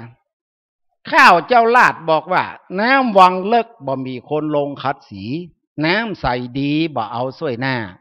เตียวหนตังบ่จุกย่างท่าไปคนเดียวป่ะไหมบ่เอาสายซึ้งที่เปิ้นเขิงไว้เขี่ยดิดเล่นนอนฟังนุ่งผ้าแต้บ่ปกดังหลังขี่เหือข้ามวังใจไม้ถอสั้นเป็นปัญหาธรรมที่บอกว่าน้ำวังเลิกบ่มีคนลงคัดสีนี่คือวัดวาอารามเป็นที่มีพระพุทธพระธรรมพระสงฆ์เปรียบดังน้ำสละอันใสอันเย็นแต่บ่มีคนไข่ลงละศรัทธาญาติโยม ในเวียงบ่มีคนฟังธรรมเข้าถามอาตมาเป็นเจ้าคณะตำบลแต่เจ้านี่ลงโบสถ์ที่วัดดาวดึงถามว่าวันนี้วัดไหนเตะทำห้องปรากฏว่าเตะเมื่อเจ้าเห็นละพุ่งแม่ตอนมามีไผ่ครับเอาละเริ่มเกิดขึ้นมีละคนนอนวัดก็บ่มีศรัทธาญาติโยมทั้งหลายแต่ปรากฏว่ามีดีกับหมู่ไตเนอะหมู่ไตใหญ่เนอะศรัทธาญาติโยมไปดูวัดป่าเป้าไปดูวัดกู่เต้าคนไตใหญ่นะนอนวัด200 ป่าย300 ป่ายนอนอย่างใดที่ไหนเพื่อก็นอนหมดปตกปเสียงโอ้ปากันมาเข้าวัดมาฟังธรรมมาอาบน้ำมาคัดมาสีเขาว่า7 วันนี่เฮาปากันไปกระทำบาปกระทำกรรมเป็นอกุศลกรรมมืดดำกรรมเศร้าจิตใจของเฮาเต็มด้วยกิเลสเฮาต้องมาอาบน้ำวังเลิกมาคัดมาสีมาเอาน้ำใสดีที่คือน้ำธรรมคำสอนแห่งพระพุทธเจ้าเนี่ยคือน้ำใสดีเอามาช่วยล้างจิตใจของเฮาช่วยหน้าเฮาคือมันหมดมันใสเป่งว่าก็คือเฮาประพฤติดีปฏิบัติดีบ่ได้ถึง7 วันก็ขอ7 วันได้วันคือวันศีลอันนี้แหละน้ำวังเลิกบ่มีคนลงคัดสีน้ำใสดีบ่มีคนช่วยหน้าก็ต่อไปเนี่ยลูกหลานเฮาถ้าเฮาป้ากันช่วยกันดึงเข้าวัดเข้าวานะมันจะบ่มาวัดแล้วแปลงวัดไหน10 ล้าน20 ล้าน100 ล้านก็มีคนกลายเป็นที่ไปแอวเหียมาเข้าวัดมันก็ไปแอวไปถ่ายรูปเหียแล้วมันก็ฟังธรรมคำสอนอย่างแล้วก็กลายเป็นปัญหาสังคมเพราะนั้นเราจะต้องช่วยกันน้ำวังเลิกก็ต้องลงคัดสีน้ำใสดีอรุณนะเตียวโหนตังบะจุกยังท่าคนบะเดียวนี่อวดรู้วักศรัทธาญาติโยมเตียวโหนตังบะจุกยังท่าไปคนเดียวป่าไม้นี่คนบะเดียวนี่บันนับถือตุเจ้าโอ้ตุเจ้าอยู่วัดบะใครรู้เรื่องอย่างเงานี่ด็อกเตอร์หรอด็อกเตอร์ปะท้าฟังตุเจ้าเตะทำอันยังกระตุ้มฟังอันเนี้ยไปคนเดียวป่าไม้ตีๆล่ะเข้าเลิกเข้าดึกเข้าป่าเข้าคุ้มเปิ้นว่าไปตังคุ้มตังเครือบัดได้ไปตังหมดตังใสคนตังบะเป่งบะกว้างอันนี้แหละไปคนเดียวป่าไม้บ่เอาเสียงซึ้งเปิ้นเขิงไว้เคียดิดเล่งนอนฟังอันนี้เป็นปัญหาว่าสายซึ้งเนี่ยศรัทธาญาติโยมพระพุทธเจ้าบำเพ็ญทุกขกิริยานะกั้นเขาจนเหลือกันหนังหุ้มกระดูกนี่นะ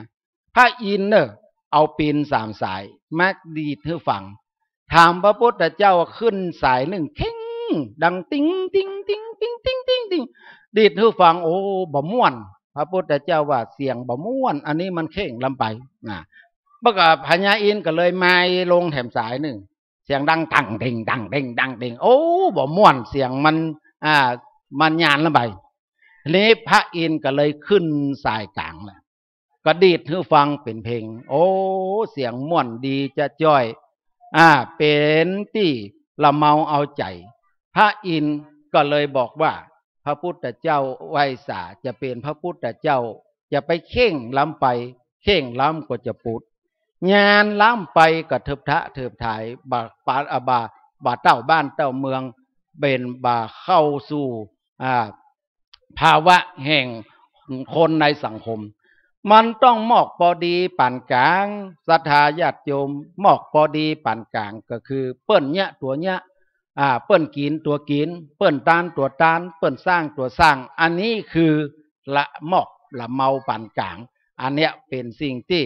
เฮาต้องเอาซึ้ง3 สายเข้ามาดีดเล่นนอนฟังนุ่งผ้าเต้บ่ปกตั้งหลังศรัทธาญาติโยมก็หมายความว่าต่อหน้าดีๆกะแต่ความประพฤติลับหลังบดีความประพฤติลับหลังบดีมันต้องดีทั้งต่อหน้าและลับหลังศรัทธาญาติโยมพ่อพัดยศตุเจ้าพ่อพัดยศตุเจ้าได้รับพระราชทานมาจากพระบาทสมเด็จพระเจ้าอยู่หัวถ้าเป็นพัดยศนะอันใดเป็นหน้าอันใดเป็นหลังบ่มีจะเอาตังใดใจก็ได้โดยเหตุที่ทรงพระมหากรุณาพระราชดำริว่าพระสงฆ์ทรงคุณธรรมเป็นผู้ปฏิบัติดีปฏิบัติชอบบะหมี่หน้าฉากบะหมี่หลังฉากนี่จึงได้รับยกย่องเป็นพระสมณศักดิ์ด้วยเหตุนี้ศรัทธาญาติโยมเฮานุ่งผ้าก็ต้องปกตั้งหลังตัวคือหมายความว่า เพื่อมีความประพฤติดีทั้งต่อหน้าและรับหลังเพื่อมันเป็นที่เปิ้นฮ้องว่าตัวอย่างเกละอ่อนตัวอย่างแก่อนุชนเป็นสิ่งที่คือคนเทิดทูนบูชาตายแล้วชื่อเสียงก็ยังอยู่ฮีขี้เหือข้ามวังใจไม้ถอสั้นก็คือเฮาจะทำกิจการงานอย่างเฮาต้องคิดลึกๆเฮาต้องคิดให้มันดีๆทอสายตาให้มันกว้างไกลไม้ทอสั้นข้ามน้ำมันก็ไปบ่ได้ไปบ่ปนอันนี้แหละศรัทธาญาติโยมคนขี้ค้านล้างก็คือคนที่สร้างคุณงามความดีกับตนกับตัวเอาแต่บาปเข้าถมตัวเหมือนกับคนบะเก่าว่าถ้าเฮาบะชำระนี้นะมันก็ทำให้คนเฮานั้นเป็นสิ่งที่เป็นคนที่บดีอันสุดท้ายนั่นก็คือคนค้านสร้างคนค้านสร้างนี่ศรัทธาญาติโยมอันหนึ่งค้านกินอันหนึ่งค้านล้างอันหนึ่งค้านสร้างค้านสร้างนี่ก็คือได้แก่ค้านสร้างบารมี องค์สมเด็จพระสัมมาสัมพุทธเจ้าจะตรัสรู้นี่สร้างบารมีศรัทธาวัตใดในธรรมเปิ้นบอกว่าสี่อสงไขยปลายแถมแสนมหากัปเจนจะได้เข้าสู่เมืองนิพพานเจนจะได้เข้าสู่ปรินิพพานสี่อสงไขยนี่เมินตาใดอาตมาก็บ่สามารถจะนับหรือศรัทธาได้เอาอย่างอี้กันเปิ้นว่ากัปหนึ่งนี่นะกับหนึ่งนี่ขุมมันเลิกปันวากว้างกว่าปันวา100 ปีในเทวดาเอาเม็ดงาย่อนลงเม่น100 ปีในก็ย่อนเม่น100 ปีในก็ย่อนเม่นกันว่าเม็ดงานั้นเสมอเปียงขุมบ่มีละเปียงแผ่นดินบ่ได้ชื่อว่ากับหนึ่งชื่อว่ากับหนึ่งเพราะฉะนั้นเวลาเฮาตานอย่างเฮาได้ยินธรรมโอ้มีอานิสงส์5 กับนี่นะบวชลูกบวชหลานได้อานิสงส์8 กับนี่นะอันเนี้ยเอาไปคิดว่ามันจะเมินตะใดมันบ่สามารถจะขนานับได้ต้องจนขนาดว่า100 ปีเอาเม็ดงาหย่อนเนี่ยเต็มขุมมาได้ชื่อว่ากับหนึ่งมหากับหนึ่งเพราะฉะนั้นเนี่ยเราต้องสร้างบารมีพระพุทธเจ้าสร้างบารมีอย่างพ่องตานะปาลามีศีละปาลามีเนกขัมมะปาลามีปัญญาปาลามีวิริยะปาลามีขันติสัจจะอธิฐานะเมตตาเวขาวันนี้เราก็ได้หลายปาลามีนี่ตานะเราก็ฮือตานแต่กี้ก็ตานบัดเดียวแขมกำก็จะตานตานะปาลามีศีละปาลามีศรัทธาก็มารับศีลศรัทธาประกาศรับศีลแล้วบัดได้ออกไปที่ไหนได้ฆ่าสัตว์ตัดชีวิตได้ลักของท่านได้เล่นจู้ซุ่มเมียกอดศีลยังอยู่ก็ชื่อว่ามีศีละปาลามีเนกขัมมะปาลามีศรัทธาออกบ้านออกจองมาบาดได้ปากันกึดเติงล่ำเปิงหาบ้านหาจองปากันมาตั้งจิตตั้งใจเอาบุญแต่นี่เปิ้นฮอว่าเนกขัมมะการออกมาจากกิเลสมันต้องออกแต่เนอะการออกบัดแต่เนี่ยศรัทธาญาติโยมโอ้หนุ่งผ้าขาวบอกลูกบอกหลานอีแม่ไปวัดเนอะวันนี้นะสู่บัตตามาค้อนเคืองใจเนี่ยก็อีแม่เดียวแม่จะไปฟังธรรมตัวเจ้าไปเทศธรรมการบ้านการจองการหมู่การเม่นอย่างเอาไว้กับสู่ฮันเตอร์ไปวัดแต่แถมสักกรรมมาหลานมายืนประตูวิหารห้องกำลังจะจิเตียนปูจาแม่โอ้ยไปขายหมูไปมาเศร้าซื้อหมูโอ้ยก็กูตึงว่าแล้วล้อเนี่ยอายก็ดีอายเนาะคนก็เต็มหันกูตึงว่าแล้วกูบ่เอาอย่างนะวันนี้นะอย่าเอาบุญอย่างเดียวนะสู้ตามใจสู้ก็จะขายหมดได้ก็ตามใจสู้กะหลานจะปิกแต่ก็มะอีนี่ก็ฟังเมื่ออย่างยังมาไหว้พระเจ้ามาไหว้พระเจ้าเลยโอ้ยต่อเอาหลานไปจอกวิหารปุ่นมานี่ไหว้พระเจ้าตัวไม่โอ้ยเนอะฟังดีๆว่าตัวอรหังสัมมาสัมพุทโธภควาบัดได้700มึงไปขายเนี่ยมันแน่แต่โลศรัทธาอย่ามันบำเพ็ญบารมีแต่ก็กลัวเปิ้นขายถูกอยู่นะบัดได้700มึงไปขายอย่างเพราะเหตุนั้นศรัทธาญาติโยมวันนี้เฮาบอกขี้ขานสร้างละเฮามาสร้างบารมีร่วมกันตึงตำบลหนองหอยเนี่ยตานก็ได้ศีลก็ได้ปัญญาก็ได้ขันติก็ได้นี่เจ็บหัวเข่าก็นั่งอยู่ย่ำไปเตี้ยอันนี้เพิ่งฮ้องว่าขันติบารมี ด้วยเหตุนี้เมื่อเฮามีถึง3อย่างแล้วเฮาบ่เป็นคนขี้ค้านกินเฮาบ่เป็นคนขี้ค้านเฮาบ่เป็นคนขี้ค้านกินเฮาบ่เป็นคนขี้ค้านล้างเฮาบ่เป็นคนขี้ค้านสร้างบุญบารมีเฮาก็เกิดเฮาเกิดมาแต่ชาตินี้นี่สถาเฮาบ่ทุกข์บ่ยากนี่บุญเก่าเฮาปามานะแต่คนใดกันทุกข์กันยากกันลำบากเนี่ยจัดแล้วบ่ได้กินหลายตานักเฮาต้องทำบุญฮื้อตานสร้างบุญสร้างกุศลไว้กับตนกับตัวไว้นักๆเพราะฉะนั้นเฮาจะต้องเป็นคนบ่ขี้ค้านสร้างบารมีไปตานะบารมีศีละไปในอานิสงส์ธรรมเพิ่นบอกว่าคนฮื้อตานนักเกิดมาจัดใดบ่เป็นคนทุกข์ไร้เข็ญใจคนรักษาศีลนักจะเป็นคนที่มีรูปร่างผิวพรรณวรรณะหน้าตาผิวพรรณผุดผ่องอวัยวะครบทั้ง32ประการหูบ่หนวกตาบ่บอดและคนภาวนาถ้ามันภาวนาเนี่ยจะปัญญาดีแล้วจะได้เป็นใหญ่กว่าเปิ้นมันต้องมันภาวนาไปที่ไหนก็ภาวนาเนอศรัทธาญาติโยมพุทโธธัมโมสังโฆเอาเป็นสรณะที่พึ่งและขอฝากแถมว่าในสังคมที่อยู่ด้วยกันนี่เฮาจะต้องเป็นคนจ้างเฮาจะต้องเป็นคนจ้างหมู่นั้นจ้างจะมาเตอะแต่ว่าขอให้เฮาจ้าง3อย่าง1จ้าง3อย่างบางพ้องเนินจ้างกินแต่บ่จ้างไว้2จ้างไปแต่บ่จ้างแอว3จ้างรับบ่จ้างนอนขอให้เฮาจ้างถึง3อย่างนี้จ้างกินบ่จ้างไว้ก็คือหมายความว่าเฮาประกันฮ้อซ้อหาหิมตายหิมยังเนี่ยแต่ว่าบ่ได้ไว้บ่ได้เก็บไว้คนโบราณสอนให้ได้ทรัพย์ต้องแบ่งไว้เป็น4ส่วน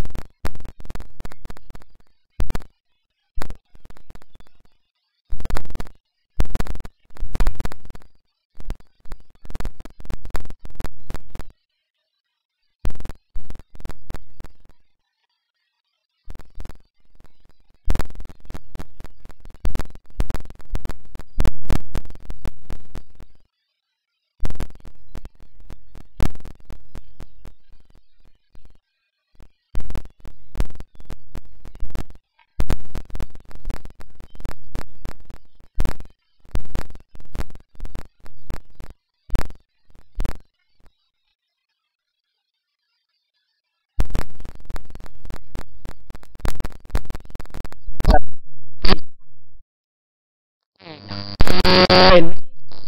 ศรัทธาญาติโยมเป็นหนี้พระคุณพ่อพระคุณแม่เนี่ยถ้าเฮาประกันเอามีเงินแต่ว่าเอาไปกินเนี่ยคนเดียวไปเอี่ยวคนเดียวใจคนเดียวแต่บ่ใช้หนี้เก่าปล่อยพ่อปล่อยแม่ทุกข์ยากลำบากบางพ้องเนี่ยตึงบ่พอก็แล้วเอาตังหน้าเป็นไปบ่กองหูข้าวเปิ้นเจ็บเปิ้นเป็นหันเปิ้นมีทรัพย์แต่งมาแอวหาปากบ่บ่ได้แต่งไปซื้ออันนั้นอันนี้ผลไม้อย่างดีดอกมาอีแม่กินเนี่ยก็ปากบ่บ่ได้ละหายใจเพราะหยังโยงสัตว์จะเอาไหนมากินเมื่อเป็นคนต้องใส่นี่เก่าเสื้อผ้ามาซื้อเปิ้นนุ่งเฮาก็ดีใจเปิ้นกินเฮาก็ดีใจพ่อแม่ทุกคนถ้าหากว่าลูกใส่นี่เก่านั้นเฮาก็จะแค่ได้หยังกับลูกกับเต้าแต่ว่าถ้าลูกฮู้พระคุณขนาดว่าน้ำส้มปล่อยกอกหนึ่งลูกเอามาดำหัวแม่ก็ดีอกดีใจเพราะลูกปีความกตัญญูอันนี้ใส่นี่เก่าแถมอันหนึ่งเปิ้นฮ้องว่าเอาไปฝากเอาไปคือเขากู้ไปคือเขากู้นั้นไผลูกเต้าเราหลานเขาเนี่ยเอาเลี้ยงไปเตอะเนี่ยคือเขากู้วันแน่เขาจะได้ดิบได้ดีเขาจะมาฮักมาแปลงเขาเก็บดอกเบี้ยกินได้วันหน้าเขาดูแลใจใส่เขาอันนี้เปิ้นฮ้องว่าเอาเขาคือเขากู้สุดท้ายต้องฝากฝังไว้พ่องไม่ใช่ฝากธนาคารคือฝากบุญไว้กินจัดหน้าอย่างกะเลี้ยงว่านะจัดนี่เฮานับถือคิดลูกเฮาคือคิดเลี้ยงเฮาจัดหน้าเฮาทำบุญไว้เฮาอย่าไปกินจัดหน้า เราต้องกินต้องทานไว้อันเนี้ยฝากฝังไว้ในพระพุทธศาสนาอันหนึ่งจ้างกินบ่จ้างไว้แถมอันจ้างไปบ่จ้างสอดไปเอวเตะพับโลกศรัทธาญาติโยมถามว่าได้หยังรัฐบาลบางทีคือคนไปดูงานเสี่ยงงบประมาณจะเป็นโบหูกี่แสนกี่ล้านได้หยังเนี่ยเปิ้นว่าจ้างไปแต่บ่จ้างสอดคือไปแล้วบ่ได้ประโยชน์อะไรอย่างขึ้นมาเหมือนกับคนบางคนไปเอี่ยวไปเปี่ยวมาสอดไปตามบ้านตามจองบ่จ้างแต่บ่เข้าไปหาบัณฑิตนักปราชญ์บ่เข้าไปหาพ่อเฒ่าแม่เฒ่าผู้มีภูมิปัญญาไปคือเปิ้นได้สอนอย่างเมืองศาสตร์หลวงเมืองศาสตร์น้อยของเฮาเนี่ยมีภูมิปัญญาเนาะบ้านอื่นบ้านไก่นะปักกันมาหรอมาถามไม่ไหลไหนไม่ไหลไม่ไหลขอสอนอันนั้นเนอนี่เนอไม่ไหลสอนเพื่อนเอาไปแป่งตั้งหน้าลูกหลานเมืองศาสตร์หลวงเฮาบักไข่นี้บักไข่เอาใจใส่บ้านงัวลายเหมือนกันเหรอ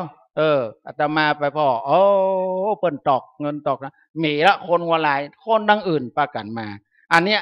จ้างไปแบบจ้างสอดเฮาต้องไปเก็บเอาภูมิรู้ภูมิปัญญาของคนอื่นเพื่อมาสร้างเสริมวิถีชีวิตคุณภาพชีวิตของเฮาอันนี้จ้างไปคือจ้างสอดแถมอันจ้างหลับคือจ้างนอนหมายความว่าไปนอนที่ไหนก็นอนคนบ่ได้พืดบ่ได้หยังก่อนจะนอนนบพระนบธรรมคนบักเก่านี้เอาพระพุทธพระธรรมเป็นที่จังที่เปิ่งอย่าอาตมาว่าพุทโธธัมโมสังโฆนี่นะพุทโธเนี่ยศรัทธาญาติโยมแค่พุทโธหายใจเข้าหายใจออกพุทโธเนี่ยแปรบ้านแปรเมืองแปรผีแปรสังมีอันหนึ่งอ้ายนั้นฟังว่าคนบักเก่าคนหนึ่งมันเป็นเซี่ยวกับผีนะมันเป็นเซี่ยวกับผีมันห้องผีว่าเซี่ยว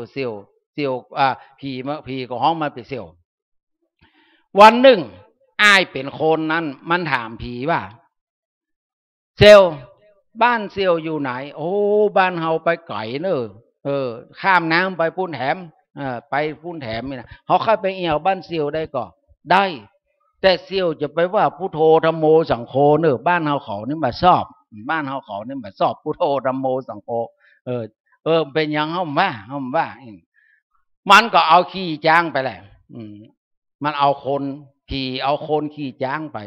ปถึงที่ฝั่งน้ำมันบอกว่าเขาจะได้ลงข้ามน้ำโหเนี่ยมันขี่จ้างข้ามขี่บ่ได้มันจะไหนจ้างจะไหนเป็นว่าจ้างที่เขาประกันส่งผีนะเอาขี้ดินมาปั้นนะเอาไปส่งให้ผีได้เป็นจ้างแต่ว่าเอาลงน้ำบ่ได้มันจะไหนไม่เป็นขี้ดินมันก็ประกันข้ามน้ำไปปลดโตบ้านผีเมืองผีคนผีบักเกยหันคนปากันลูกจุงลันลังไหลกันมาแวดล้อมคนไปคนมาเอวแต่คนมาเอวแต่อีน่ะโตไหลเข้าแวดเข้าอ้ายนั้นมาฮ้อนพุทโธธัมโมสังโฆเตอะอย่ามาฮ้อนใบฮ้อนเงาเต้าเต็กตึงกระจัดกระจายหนีตายกันหมดบ่ตกบ่เสี่ยงค้างอ้ายนั้นอยู่บนป่ายไม้เมื่อไงอ้ายไปคนนั่นนะโตมันห้องเสี่ยวผีมาว่าให้เสี่ยวขอเขาลงกำต้นไม้สูงบอดเป็นว่าบ้านผีนี่มีอยู่บนต้นไม้หรอกผีนั้นก็ว่าเขาถึงว่าแล้วจะไปว่าพุทโธธัมโมสังโฆน่ะจะไปว่าเขาก็กลัวนะเขาบอกว่าแล้วเขาลงกำมันเอาลงมาอันเนี้ยศรัทธาญาติโยมจ้างหลับหรือจ้างนอนก็คือการที่เขาจะไปที่ไหนก็เอาพระพุทธพระธรรมไว้สักจะหลับจะนอนก็คือถ้าคุณพ่อคุณแม่นบพระนบธรรมคือถ้าคุณพ่อแม่มันจะโดนบันดาลให้ชีวิตของเราประสบความสำเร็จมีความสุขอันนี้แหละเราต้องจ้างหลับจ้างนอนไปไหนคือปากันไหวพระเจ้าอันนี้เรื่องแต่นะมีหมู่คนเมืองฝางมันฟังมันว่า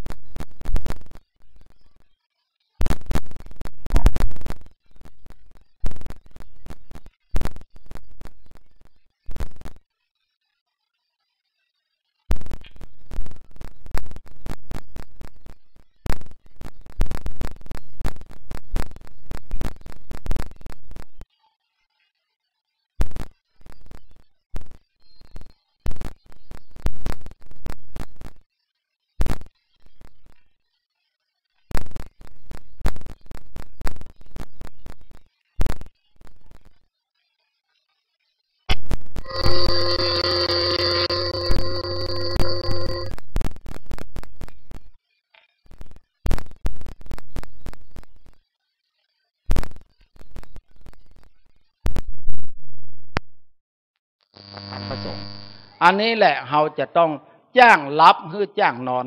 เอาละศรัทธาญาติโยมมันอากาศร้อนอาตมาก็เก่งใจหมู่นั่งเต้นแต่วีโดยบบอาตมาก็ร้อนเหมือนกันนะเปิดพัดลมเฮ้ก็ร้อนเหมือนกันนะ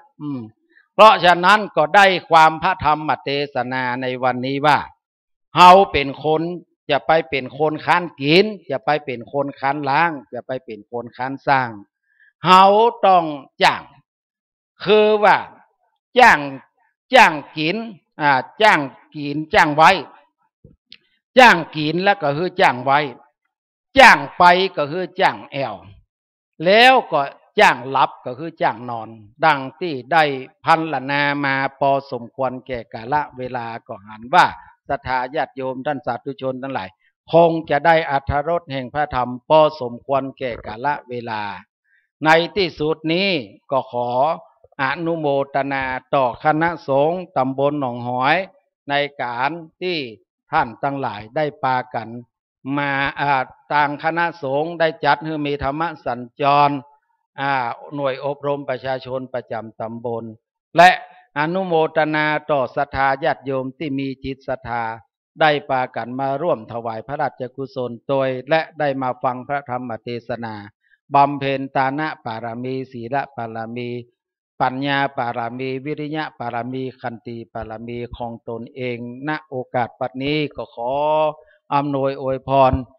ในที่สุดแห่งพระธรรมเทศนาทุกท่านได้มีความสุขความเจริญในชีวิตหน้าที่การงานขอให้มีอายุวันนะสุขภละสมปรารถนาจงทุกประการแสดงพระธรรมพอสมควรแก่เวลาจึงขอยุติลงคงไว้แต่เพียงนี้เอวังก็มีด้วยประการฉนี้สาธุการแสดงพระธรรมเทศนาโดย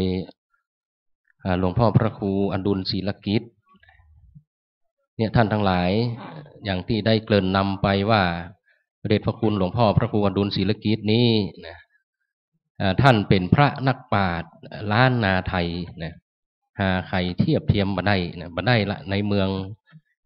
เหนือเขานี่นะหลวงพ่อเนี่ยเป็นผู้ทรงภูมิปัญญาล้านนาไทยนะเพิ่นก็ได้นำเอาคำสอนแบบเบ้าโบราณนะมาชี้แจงแถลงไขชี้แนะแนวทางในการดำเนินชีวิตให้หมู่เฮาท่านทั้งหลายได้รับทราบในงานธรรมสัญจรในวันนี้เป็นที่เสร็จเรียบร้อยนะได้ประโยชน์อย่างสูงสุดนะต่อหมู่เฮาท่านทั้งหลายในลำดับต่อจากนี้ไปนะจะได้ถวายจตุปัจจัยไทยธรรมก็ในอันดับแรกนั้นข้าขอเรียนเชิญอาจารย์ชัดมหาธนพันธ์ได้เป็นผู้ถวายกันพระพุทธนะเป็นอันดับแรกและการเทศนะจะได้เรียนเชิญคุณบรรเจิดคุณประคองตั้งไพบูลย์ทรัพย์นะได้เป็นผู้ถวาย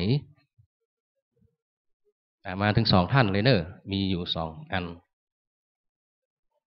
เปิ้นพอได้บอกข่าวงานสำคัญงานบุญเฮียบรรเจิดกับเจ๊ประคองเปิ้นรับทราบเปิ้นก็รับเป็นเจ้าภาพการทำต้นเงินนี่เห็นเนอะรับเป็นเจ้าภาพการเทศเนี่ยนะ 5,000 บาทนะถวายหลวงพ่อพระครูอดุลศีลกิจ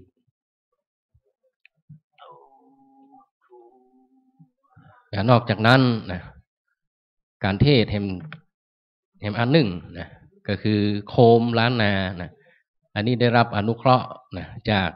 ร้านตระการตาล้านนาโคมหลังวัดเมืองศาสตร์หลวงนะถวายองค์เทศ1 คู่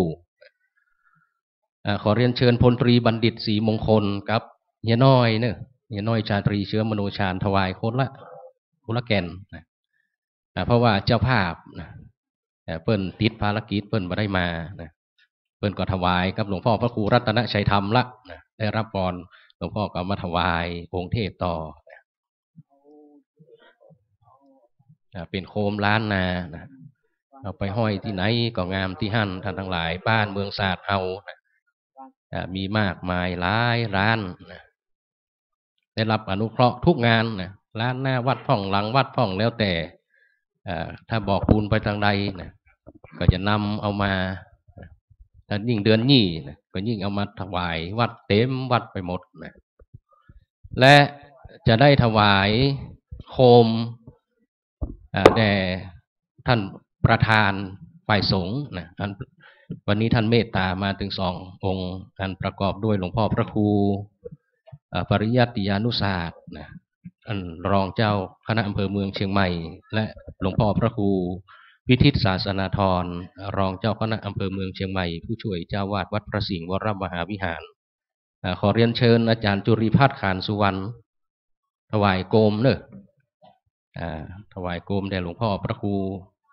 พระเดชพระคุณหลวงพ่อพระครูปริยัติยานุศาสตร์แล้วก็ขอเรียนเชิญตัวแทนของคณะศรัทธาเห็นท่านหนึ่งนะคือคุณแสงล่าศรีสุวรรณประธานชุมชนเมืองศาสตร์หลวงถวายที่พระเดชพระคุณหลวงพ่อพระครูวิทิตศาสนาธรนะแล้วก็มีปัจจัยเห็น2 ท่านนะขอเรียนเชิญเนอะ2 ท่านเป็นตัวแทนของคณะศรัทธาวัดเมืองศาสตร์หลวงตึงโมดตึงมวล2 ท่านคือคุณแม่ศรีนวลเท้าแดนคำกับคุณแม่ประภัยเมืองดีเนอะ2 ท่านถวายปัจจัยแด่ท่านประธานสงฆ์นะ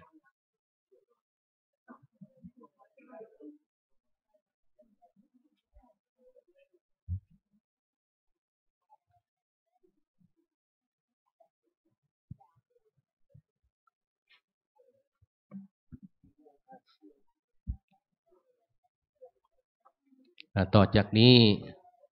เราจะได้รับพรนะจากองค์แสดงพระธรรมเทศนาคือหลวงพ่อพระครูอดุลศิลกิจคุณแม่ประภัยเพื่อนมีเมี่ยงมาถวายหลวงพ่อด้วยครับจะได้เสียงดีนะเพราะนอกจากหลวงพ่อจะเป็นผู้ทรงภูมิปัญญาล้านนาไทยเนี่ยหลวงพ่อยังเทศมหาจาตุเนี่ยท่านทั้งหลายตึง13 กันหลวงพ่อเทศได้หมดนะทรงไว้ซึ่งภูมิปัญญาหาที่เปรียบเทียบมาได้นะนักปราชญ์แห่งล้านนาไทยลำดับต่อไปจะได้รับพรจากองค์แสดงพระธรรมเทศนาเด้อตั้งอกตั้งใจรับพรกรวดน้ำ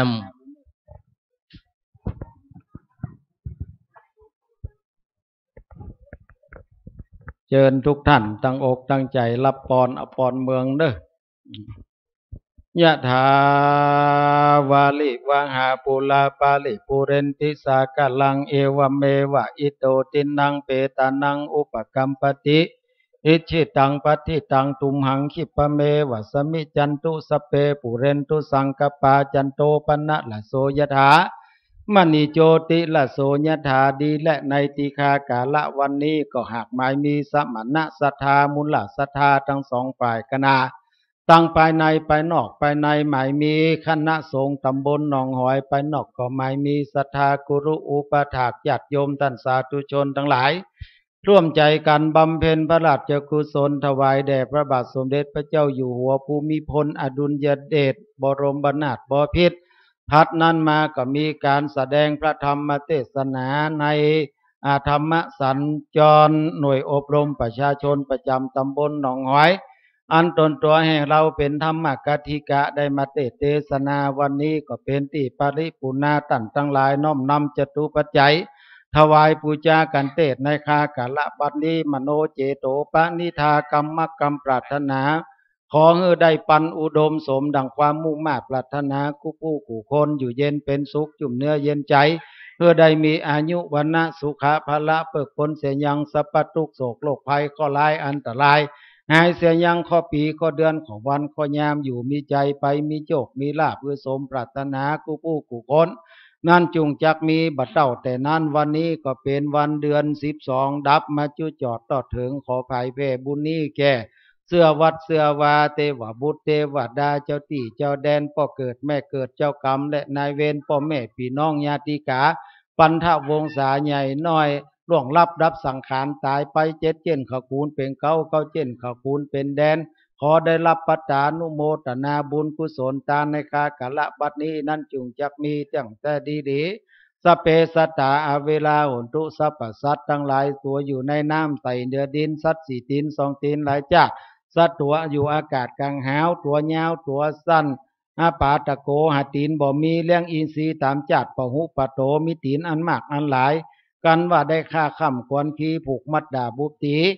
อินทรีย์ใกล้กาดชีวิตขาดตัวตายได้กลายเป็นเจ้ากรรมและนายเวรโดยกายกรรมวจีกรรมมโนกรรมสันจิจะโดยเจตนาก็ดีบสันจิจะบเจตนาก็ดีตั้งแต่อดีตชาติและปัจจุบันชาติก็ขอรำงับกับหายเวลานุเวนน้อยใหญ่ทั้งหลายประกันอยู่เย็นเป็นสุขอายุวัฏโกคือว่ามีอายุยืนยาวสุขยิ่งท่านวัฏโกมีเข้าของมากพร้อมทุกสิ่งอุรานสิริวัฏโกมีสิริ8ประการครบถ้วนยะสวัฏโกมียศลาภล้วนควรชมปะละวัฏโกมีกำลังอุดมไปในไปนอกวันวัฏโกมีผิวพรรณงามผูกหมอกวัฏฏาสุขวัฏโกจำเริญยิ่งสุขาโหตุสัพพตาในกาละทุกเมื่อจุงจักมีตั้งแต่ดีสัพปีติโยวิวัจจันตุสัพพะโลโกวินัสตุมาเตภวตวันตรโยสุขีติคายุโกภวะอภิวาตนาสีริสานิจังวุธาปจายโนจัตตารโอธรรมาวัฏันติอายุวันโนสุขังปะลังสาธุลำดับต่อไปขอทุกท่านได้เจริญจิตตภาวนาเพื่อที่จะแผ่กุศลทั้งหลายเหล่านี้ดังที่เราได้รับพรแผ่ไปถึงผู้มีพระบุญพระคุณบุพการีเทวบุตรเทวดาสรรพสัตว์ทั้งหลายเจริญจิตตภาวนาและเพื่อเป็นประโยชน์กับตัวเฮาโดยใช้เวลาพอสมควรสักครู่หนึ่ง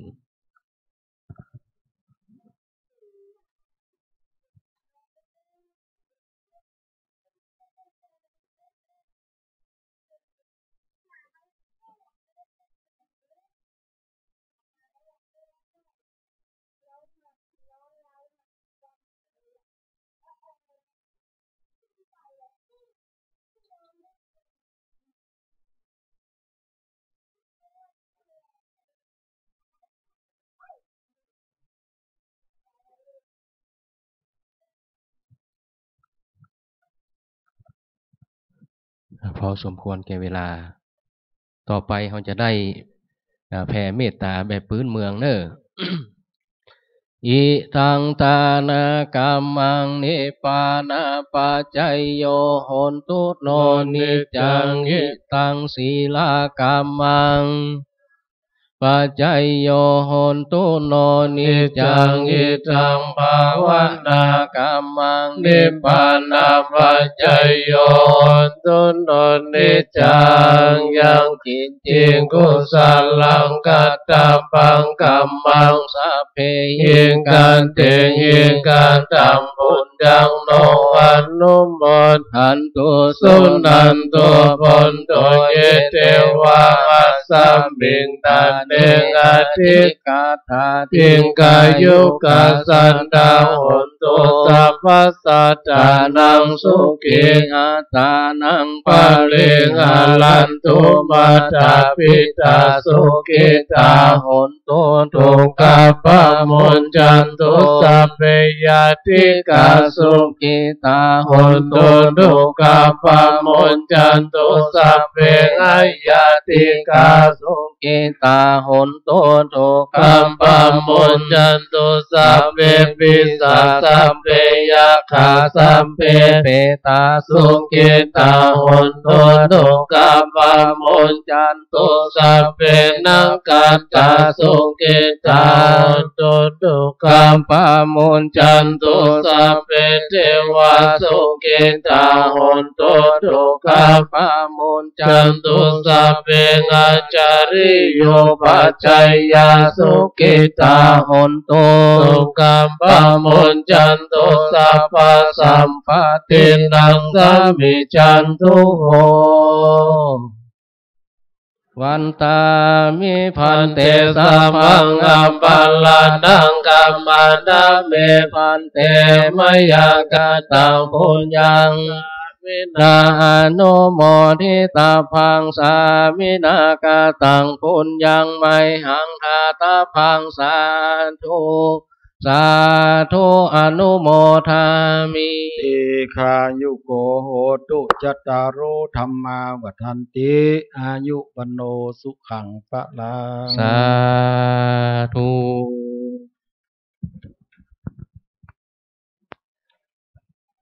สำหรับการเทศธรรมสัญจรก็เป็นที่เสร็จเรียบร้อยลงไปแล้วนะในลำดับต่อไปนั้นเราจะได้ประกอบพิธีการมอบทุนการศึกษาโดยในงานนี้นะมีพระภิกษุสามเณรและนักเรียนจำนวน39รูปคนเข้ารับทุนการศึกษาโดยทางวัดทางคณะสงฆ์ได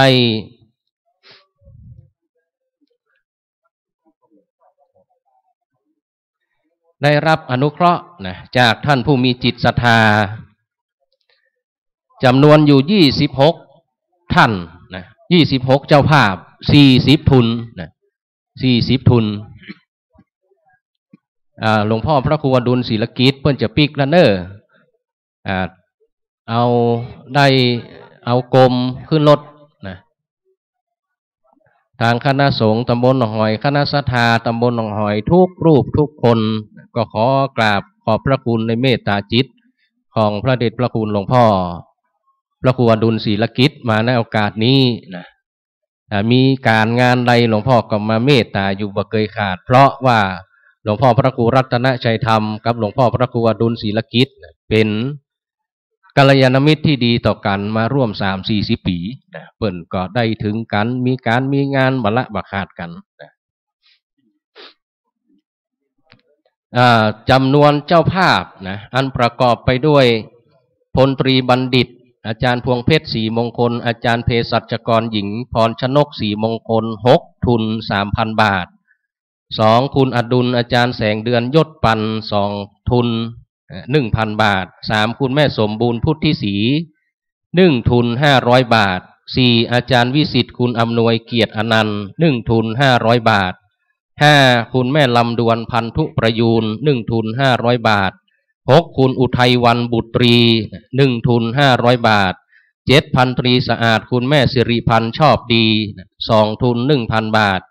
8ร้อยเอกมนัสคุณแสงจันตันจันตา1ทุน500 บาท9คุณแม่สมหวังสุนันทศิลป์1ทุน500 บาท10คุณแม่ประภัยสิรินุพงษานันท์1ทุน500 บาทก็ขอได้ช่วยกันจัดสถานที่เนอะเดี๋ยวเขาก็จะช่วยกันแจก11คุณแม่สีนวลเท้าแดนคำ1ทุน500 บาท12คุณแม่บัวไหลคณะปัญญา1ทุน500 บาท13อาจารย์ฉัตรคุณฉันทนามหัฒนพันธ์1ทุน500 บาท14คุณแม่อวนที่ปรึกษาอาจารย์ปราณีไกลกลิ่น2ทุน 1,000 บาท15คุณบุญเมฆคุณทับทิมชื่นจิต1ทุน500 บาท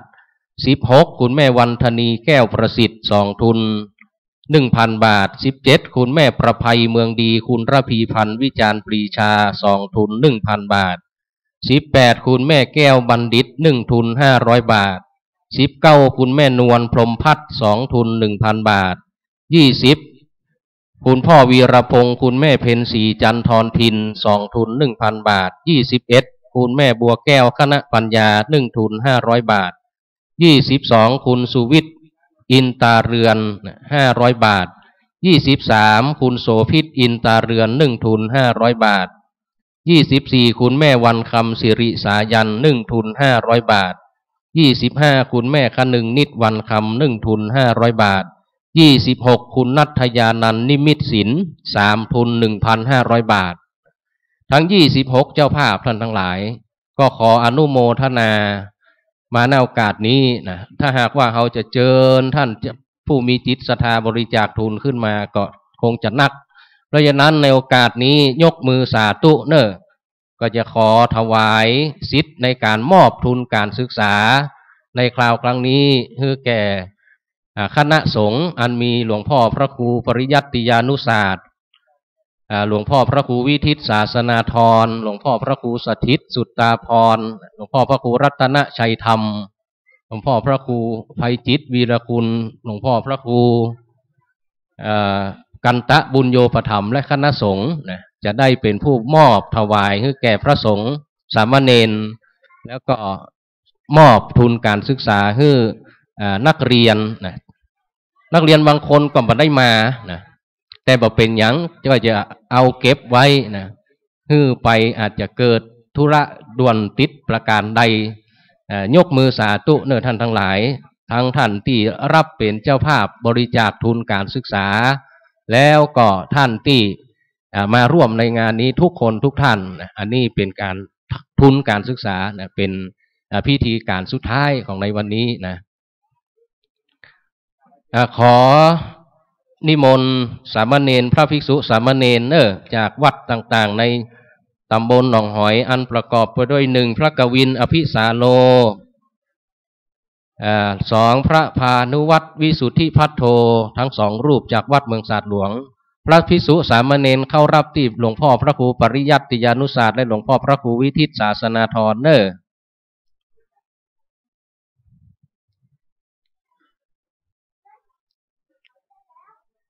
ยันโตได้บอกเมียยันโตได้บอกยันโตสามเณรสุจาจิตสว่างสงบสามเณรแสงมอนนานวันจากที่พักสงฆ์รัตนัยสามเณรณัฐวุฒิปู่อ้ายสามเณรบัณฑิตลุงอาริยะจากวัดสันปะเลียงสามเณรพานุเดชพิมลโรธสามเณรสมชาติเรืองรุ่งวิจิตร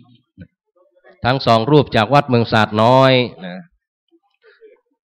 สามเณรทรงพลรหัสสุภรงค์สามเณรจิรายุทธจรูนโกมลทั้ง2รูปจากวัดศรีบุญเรือง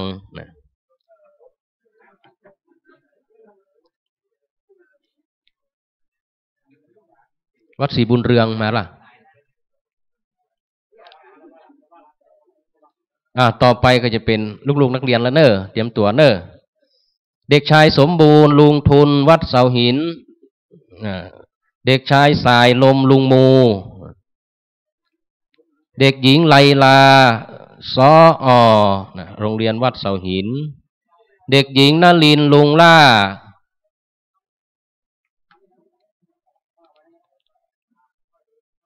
เด็กหญิงธนพรสกุลงามโรงเรียนขานสุวรรณอนุสรณ์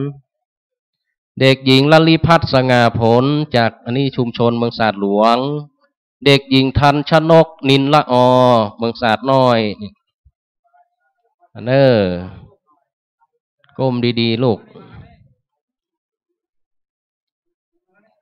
เด็กชายคเชนคงวุฒิเด็กชายฉัตรมงคลชัยคำใจแก้วเด็กชายอิทธิพงศ์กันดีจากหนองหอยเข้ามาเลยได้ยินชื่อตัวเก่าเข้ามาเลยยกเว้นว่าจำชื่อตัวเก่ามาได้เด็กหญิงทอฝันหวนจิต12 สิงหาเด็กหญิงจิรัชยาไคล้มูลซอยเก้าเด็กหญิงสรัญพรพลอยกระจ่างสีมาเลยพ่อแม่ผู้ปกครองถ้ามาตัวก็กำกับลูกตัวก็ได้นะเด็กหญิงกัลยาศรีสมบัติ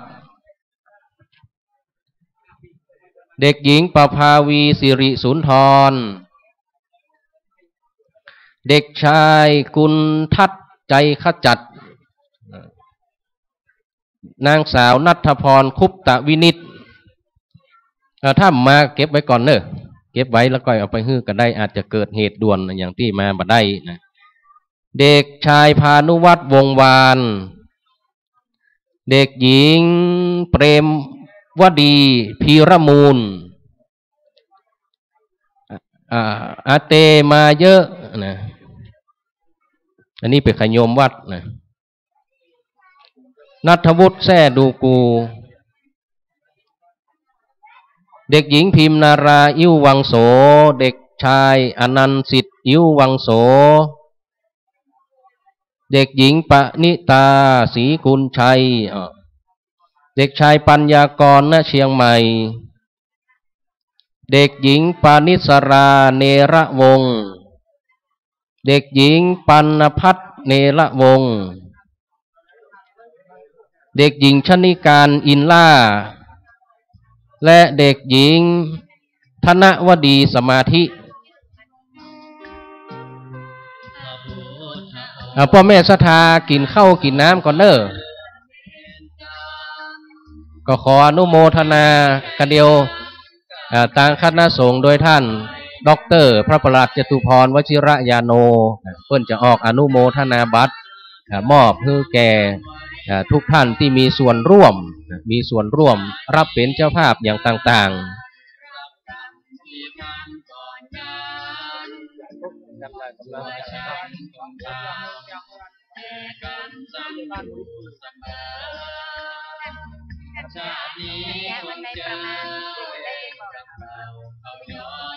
วันนี้นะคณะสงฆ์คณะศรัทธาก็ต้องขอคณะสงฆ์คณะศรัทธาว่าคณะสงฆ์ตำบลหนองหอยหน่วยอบรมประชาชนประจำตำบลหนองหอย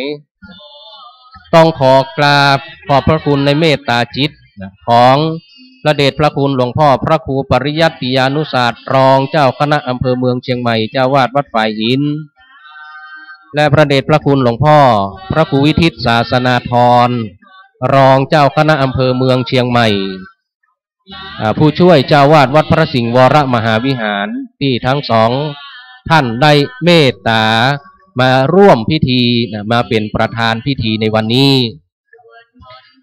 ก็ต้องขอกราบขอบพระคุณในเมตตาจิตของพระเดชพระคุณทั้งสองเป็นอย่างสูงและขออนุโมทนากับพ่อแม่ศรัทธาสาธุชนทุกคนทุกท่านที่ได้มาร่วมงานธรรมสัญจรได้มาร่วมพิธีบำเพ็ญพระราชกุศลถวายพระบาทสมเด็จพระปรมินทรมหาภูมิพล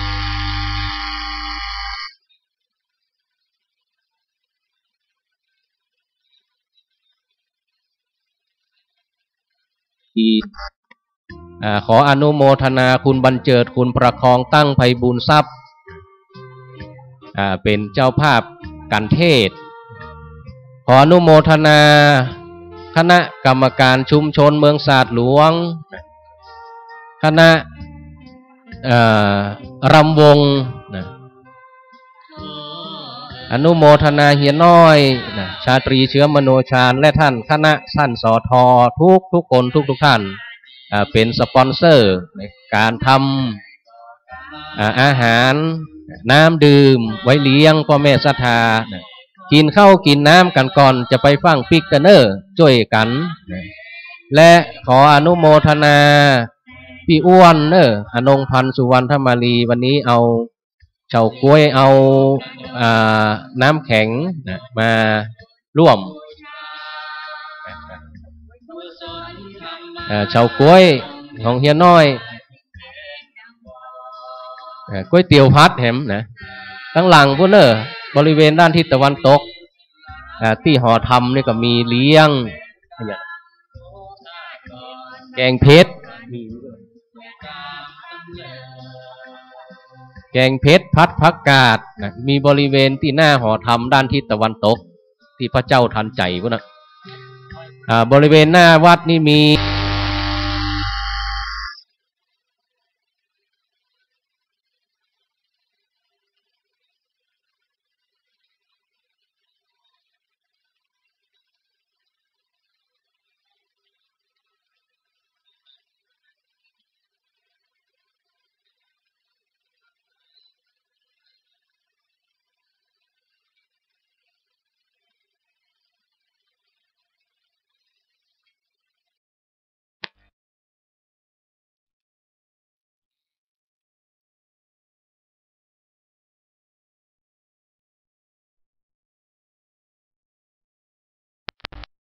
โอ้ท่านโยมพ่อแม่ศรัทธาทุกคนทุกท่าน